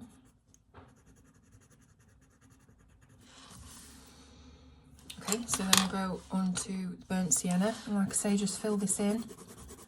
So it has got a little bit of a highlight, but it's definitely on the darker side of the palette. And then we can just bring that up to this green as well.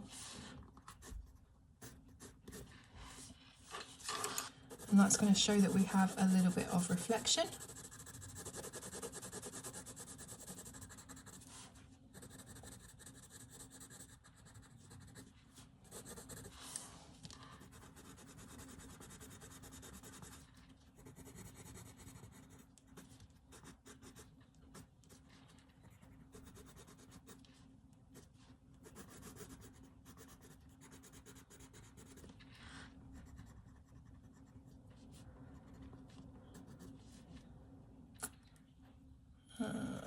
Okay.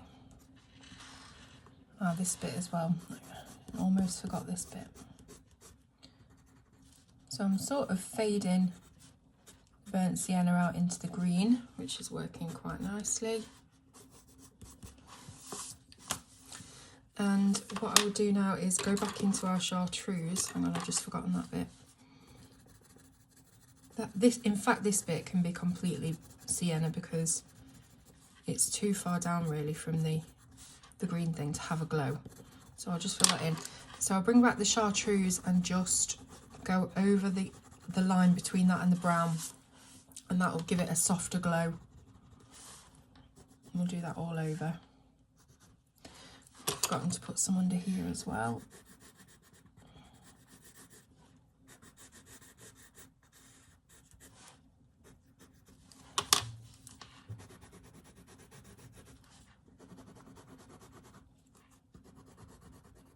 You see how that just softens it up. I don't know whether you can see it properly, but it does. It really softens the glow so it doesn't look too harsh.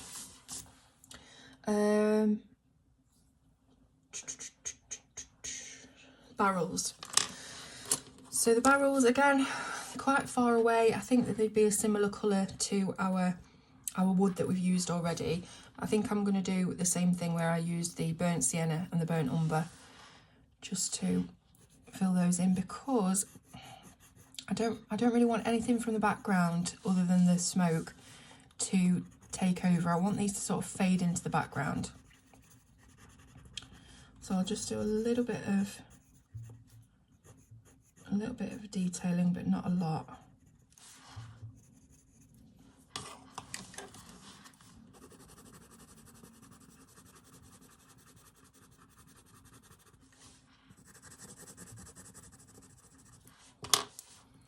So that they definitely fade away from the eye.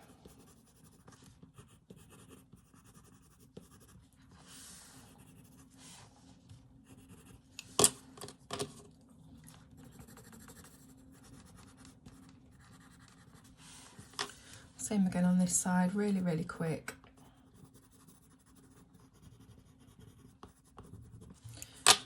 Don't be too tight with your colouring. Sometimes that can run you into more problems than not. And by tight, I mean precise. You know, just if it's something that's in the background and it doesn't require a lot of doing, then just be a bit rough with it. Okay, so now that we've done the woodwork, let's concentrate on these yellow balls of light from the candles. So we've already plotted the yellow But much the same as before, I'm just going to smush it out a little bit, and I am using quite hard pressure, which is, I imagine, why the pencil's crumbling a little bit. But it is quite, these Black Widows, again, it's a bit like the Artisas, you can't get an awful lot out of them once you put a few layers down. So I really am pressing quite hard to get more of a soft glow coming off of these, rather than, you know, this messy thing that we've been left with. So pressing quite hard, going in circular motions, and we're going into the brown of the wood as well to try and get that to blend as well as possible. And then once you've done that a little bit, again using your hard pressure, you should end up with a bit more of a glow.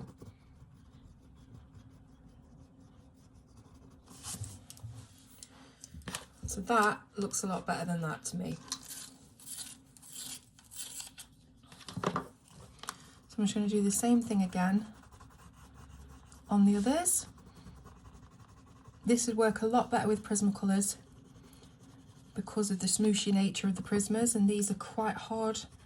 Not hard, but they're definitely not as easy to blend as, say, the Prismas. But using differences in pressure can really make that happen, which is what we're doing here.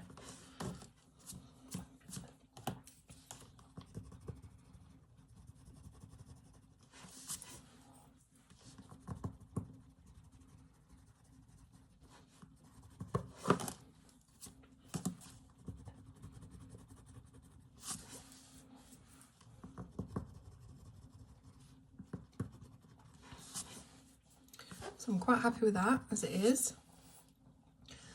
Let's do the other two now so you can see the difference.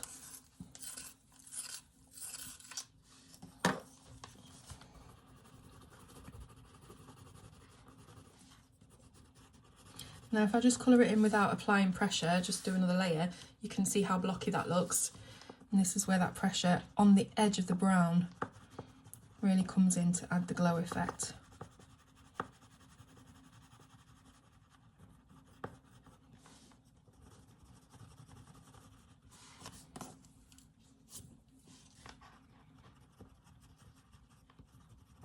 If you were using soft pastels, this would be really, really easy to get this effect.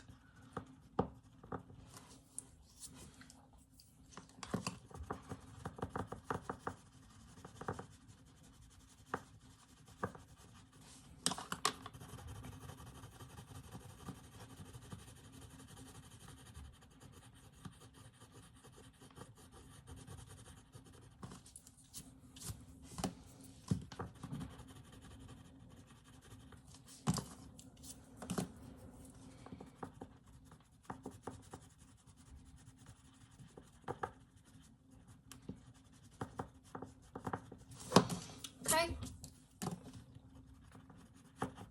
pretty happy with that. Just do a little bit further around the edge to increase the glowy look, but yeah, pretty happy with how that looks so far. Let's get, well, I mean, we don't really need another yellow for the flame, but just for a little bit of a difference, we need a slightly darker yellow, maybe even an orange.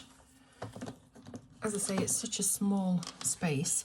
But I've got a Prismacolor orange here, and I'll just give the flame a little bit of a touch of orange, and then maybe even just go over it with the yellow.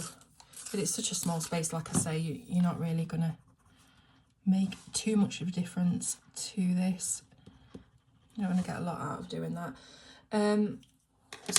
So now we've got to colour our skulls, or just shade them rather. I want them to remain white but shaded. So grabbing a grey, I've gone for a cool grey, 70%. We will just get in the little nooks and crannies of this skull, which is already done for us because Alan has put the little bits of line work here and there. We'll also put a bit under the candle because that would be in shadow. So really, because again they're so small, you don't need to do a lot with them. Just put a bit of shadows here and there and it'll look fine, it'll look good.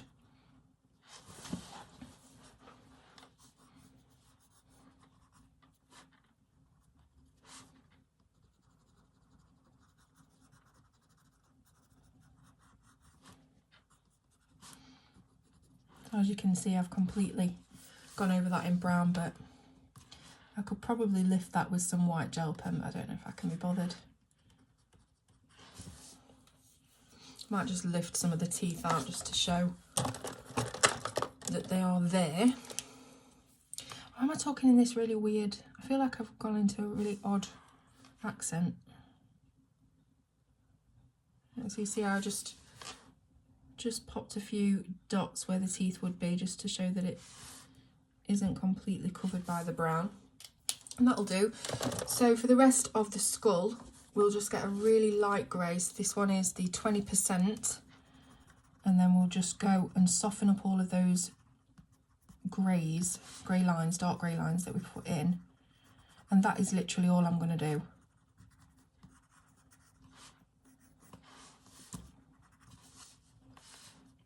So like I say, it's such a small area.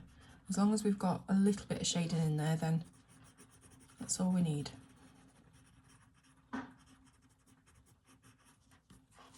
Now, as for the candles themselves, I'm thinking, well, again, it's such a small space, we haven't got an awful lot of room to play with, but I would usually just put cream on the candles if they were normal sort of candle wax colour. But I don't know whether or not to put some red in there, red candles, you know, because that looks a little bit more gothy, doesn't it? So maybe I'll do that. So just going to grab a deep red. Let's go for a Tuscan red. And just do the edges of these candles. Like I say, we haven't got a lot of room. This, by the way, is a Charisma colour, which is an OG Prismacolor. So don't worry if you haven't got this one. It will definitely still be in your full Prismacolor set. It's called Tuscan Red. And it's just a really deep red. And then let's get quite a light one. This is a permanent red. And we'll just put that up to it. Just to show that we're working with red candles. Okay.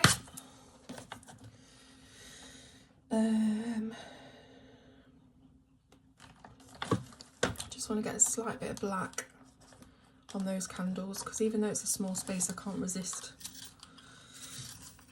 trying to get the contrast in there. So a little bit of black just on the edges of the candles.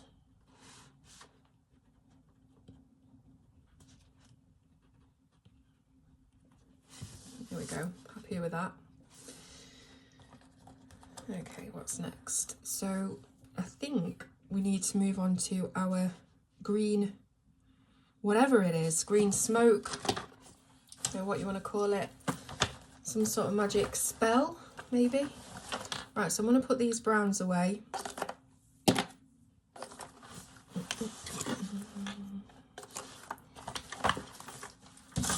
For the green, we've already started with our chartreuse, so I might just stick Prismas to give us a nice blend. Let's think, so what goes nicely with chartreuse? So we do have the apple green. And then what comes after the apple green? We can have the dark green, I think. Or even the peacock green. Just have a look at that. That might work better than the dark green. Let's go for that then. So we've got peacock green. I'm still on camera, yep. And I'm going to just shade underneath here. Now I don't want an awful lot of this, because I want it to be mostly really light.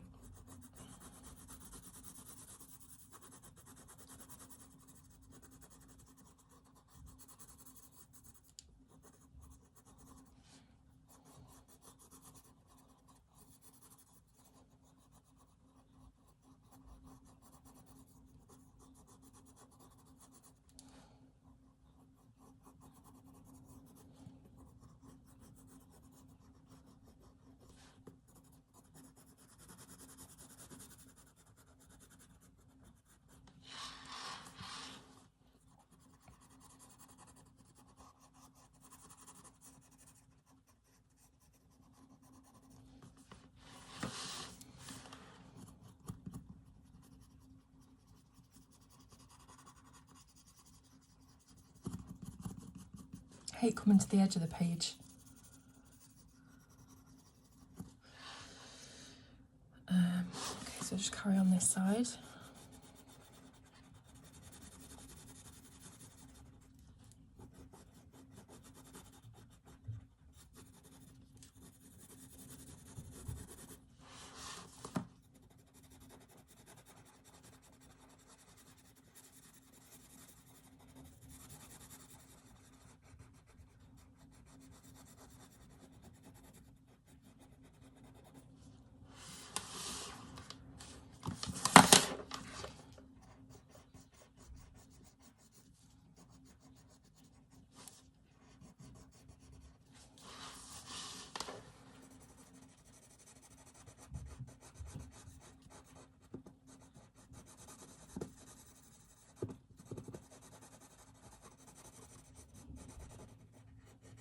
Okay, so that's our initial dark layer done. I'm just going to put a little bit underneath here where this line has been put in.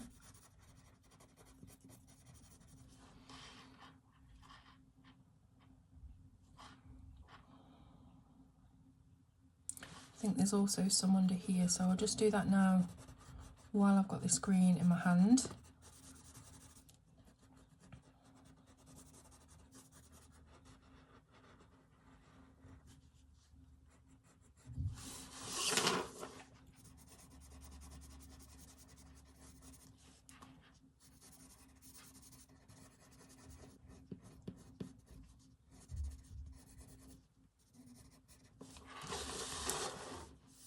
Alright, okay, so now we're going to go to our next green, which was the apple green, and much the same, just bringing that in, using it as a blender on the peacock.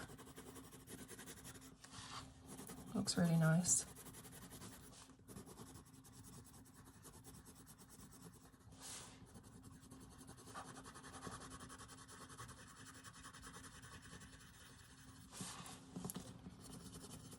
Should remove this really, it'd be a lot easier, but I like to keep them in the book.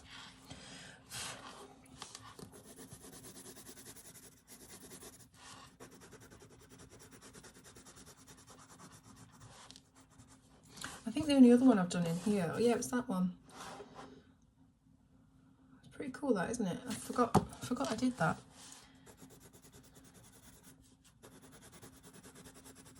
I think that's well, it must be the one that I coloured when I got it, because I always seem to colour, I always try and colour a page for review, because I think people like to see a page coloured and not just a flip through of the blank book. Sometimes I have done that when I haven't had time to do a page, or whether it's, you know, if it's been a book that I just really wasn't my cup of tea, and I didn't want to spend time on it when I didn't, you know, I don't like colouring it, so I would have done a blank flip through just for you. But usually 99% of the time I do a page, colour a page for review. Okay, so now we'll go into our chartreuse.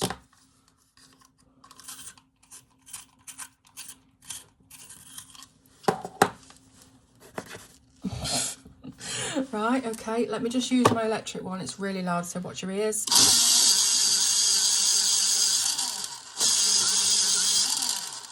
All right. Electric one is generally the best one for not losing points on your pencil.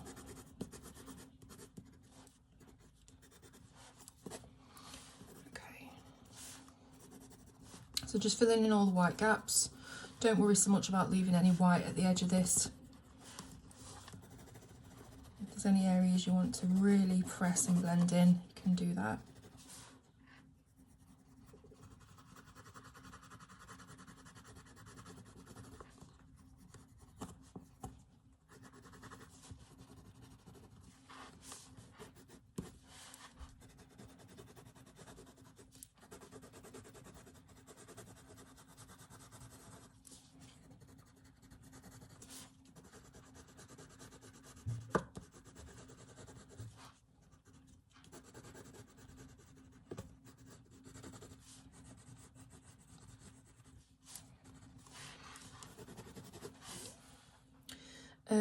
Okay, and then we'll do exactly the same thing on the other bits of the smoke, whatever we want to call it, the fog. What do you think it is? It's got to be some sort of enchantment, hasn't it? He's got his candles burning. It looks like he's doing some form of spell casting or whatever, summoning. So I'm guessing that's what this is.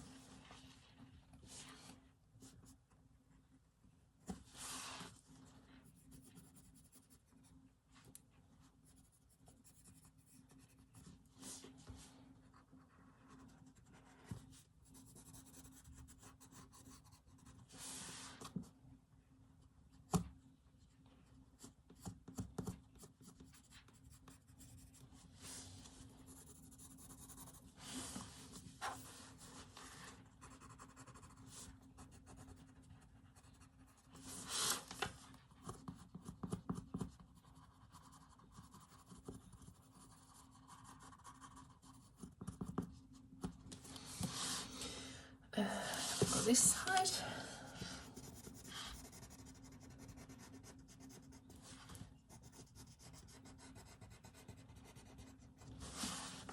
So again, take your time. You don't have to rush it.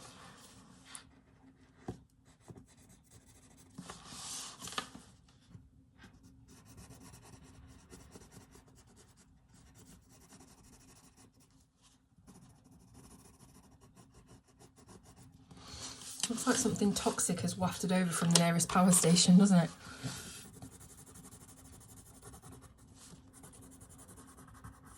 I've got the apple green again now.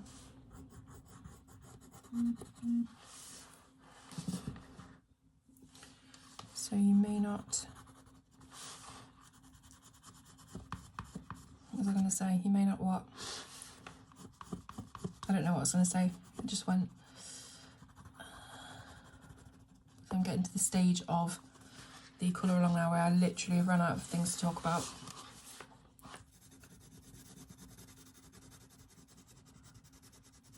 And this is why I usually do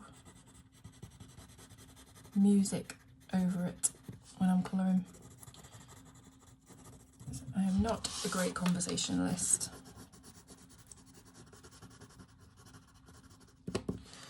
Especially when it's a one-way conversation. Right, so just filling in those gaps now with chartreuse. And it really is very, very quick and rough. Rough and ready. I'm hoping that putting in some white gel pen bubbles or something will help distract the eye from the mess that is this colouring. I just forgot to do the apple green on this bit.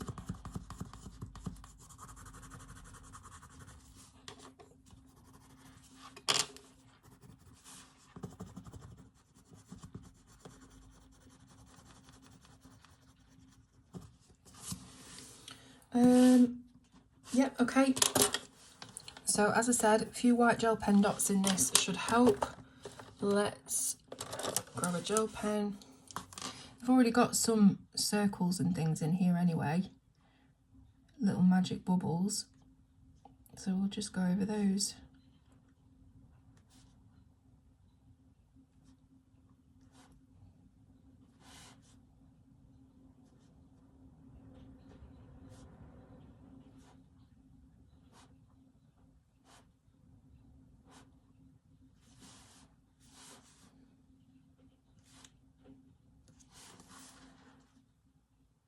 I don't know if that makes it better or worse or neither, but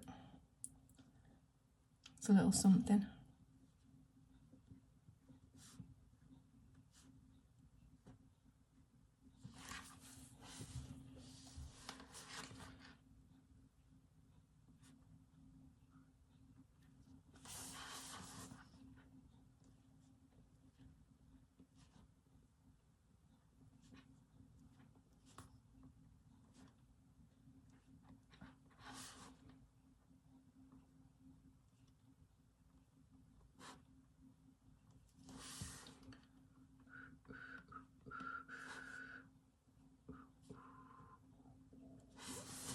I think that'll do. Right. What now? all we've got left is our background. And I'm really thinking about doing something with distress inks. Can you see what colours I've got? Where am I? I've got a drawer for pastel stuff, and I always forget which one it is. Could do distress inks, could do neo colours. Let's have a look for the distress inks first. See what I've got. Get the little daubers out.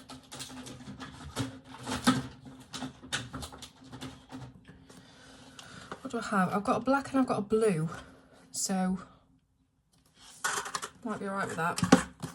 These are Tim Holtz Ranger Distress Inks. I'm going to firstly put some blue down. If this is the right blue, I mean, it looks too light. It is, it's a really, really light blue. You know what, it might end up being neo colours, I think, just to get the right colours that I want.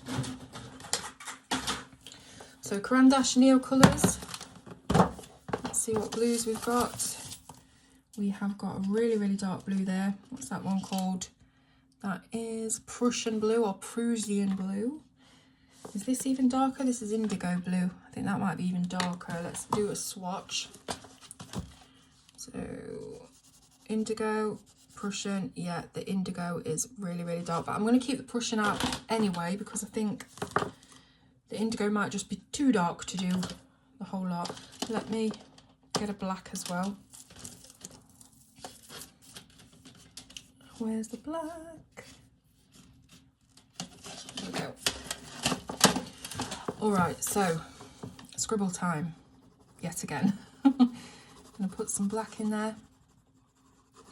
Whoa! God, the tin just scared me to death. Right. Wouldn't be Halloween without a good scare, would it? Forgotten that bit there. So just doing black around the corners.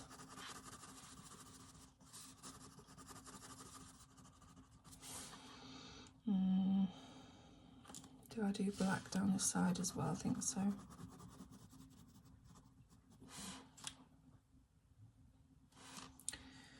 Got to think now where I want the darkest areas to be. I think this would be dark.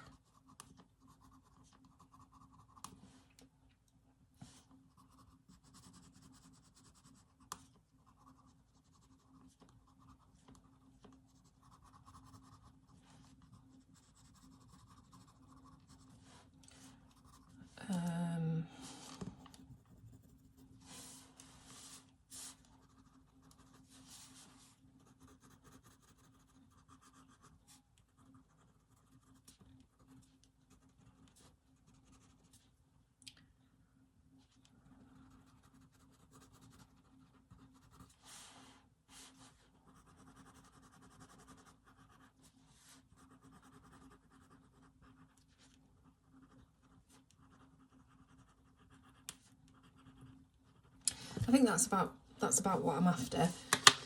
Then we've got the indigo. So I'm going to overlap the black. Again, really rough. Let's overlap that black. Don't fill it in completely because I'll do a bit of that Prussian blue.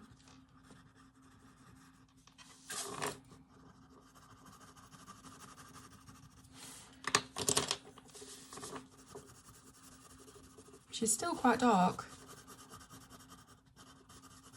It's not gonna make it into a daytime scene or anything. Just do a little bit here.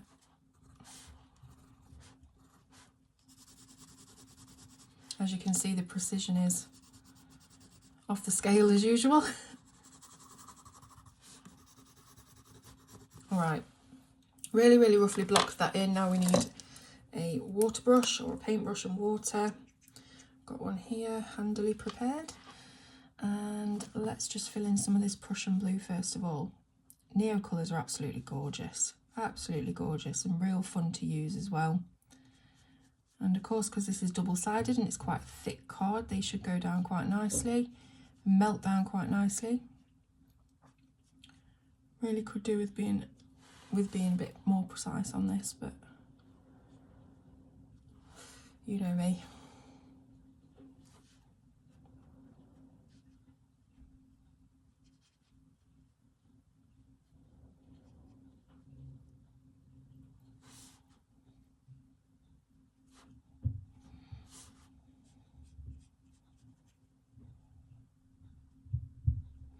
Go straight up to the wax of the pencil, and that should resist it a little bit, which is what we're after.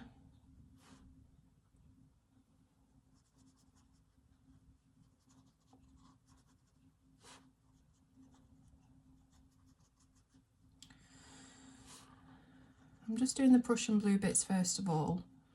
Now, these are reactive with water. They can reactivate once they've dried, so don't worry about doing certain sections first and then coming back later to do the rest. They will melt together.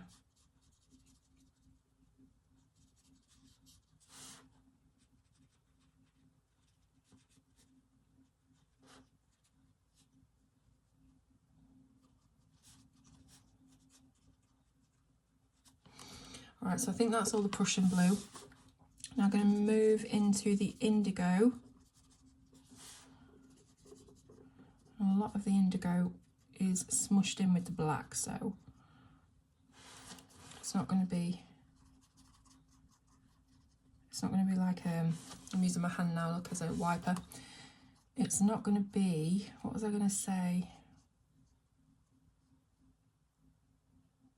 Can't remember. It's gone again. I do generally use my hand because I don't think to bring any kitchen paper when I'm doing stuff like this. I think this is actually black here.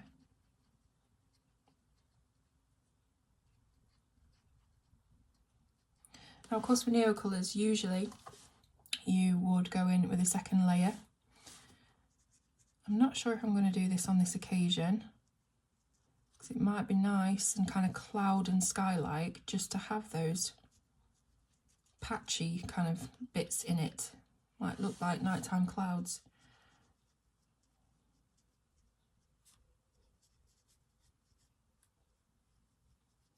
I should use these more often. I absolutely love them. Just the, what's the word? The quality of the pigment, how thick and how much you get out of it. What's the word? Rich. It's really, really rich. And it melts beautifully.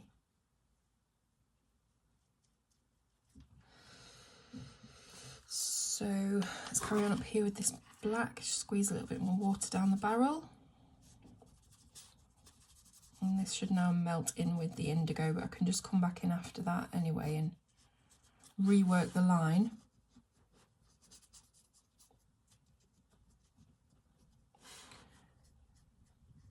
You see how quick and easy it is to do a background with these?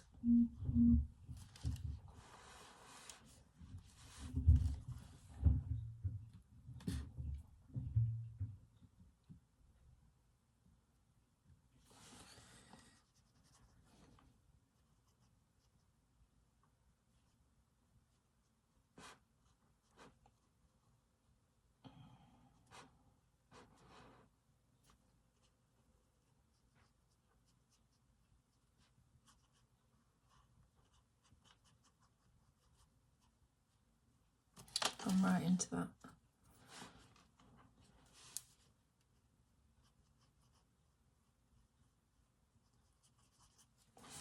Alright, so let's have a look if I want to. Oh, look at that. I bet you saw me do that, didn't you? And straight into that, swiped it. Oh well. So if you want to go in, like I say, and add any more neo colour pigment, you can do. What I tend to do on the second layer is do it like this, because you'll get marks like I just did there. Do it like this, put the pigment onto your brush and paint it on. So if there are any patchy areas, like I said, I might leave the patchy areas, but if there are any that you want to fill in, you can do it that way. And then you just wipe your brush off and make sure that you're working in the line between the two colours, just like that.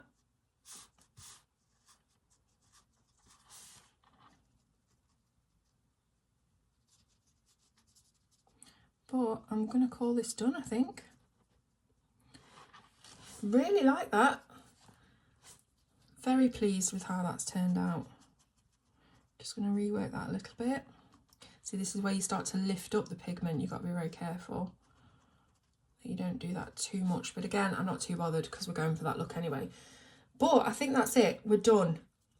All I'm going to do, finally, clean my brush off. Lovely patterns on my hands there. All I'm going to do as a final thing is just to black this bit out at the edge, because that's going to really annoy me if I leave it as is. I've got a black Copic chisel nib, and I'll just fill that straight in, just to clean up the edge a little bit.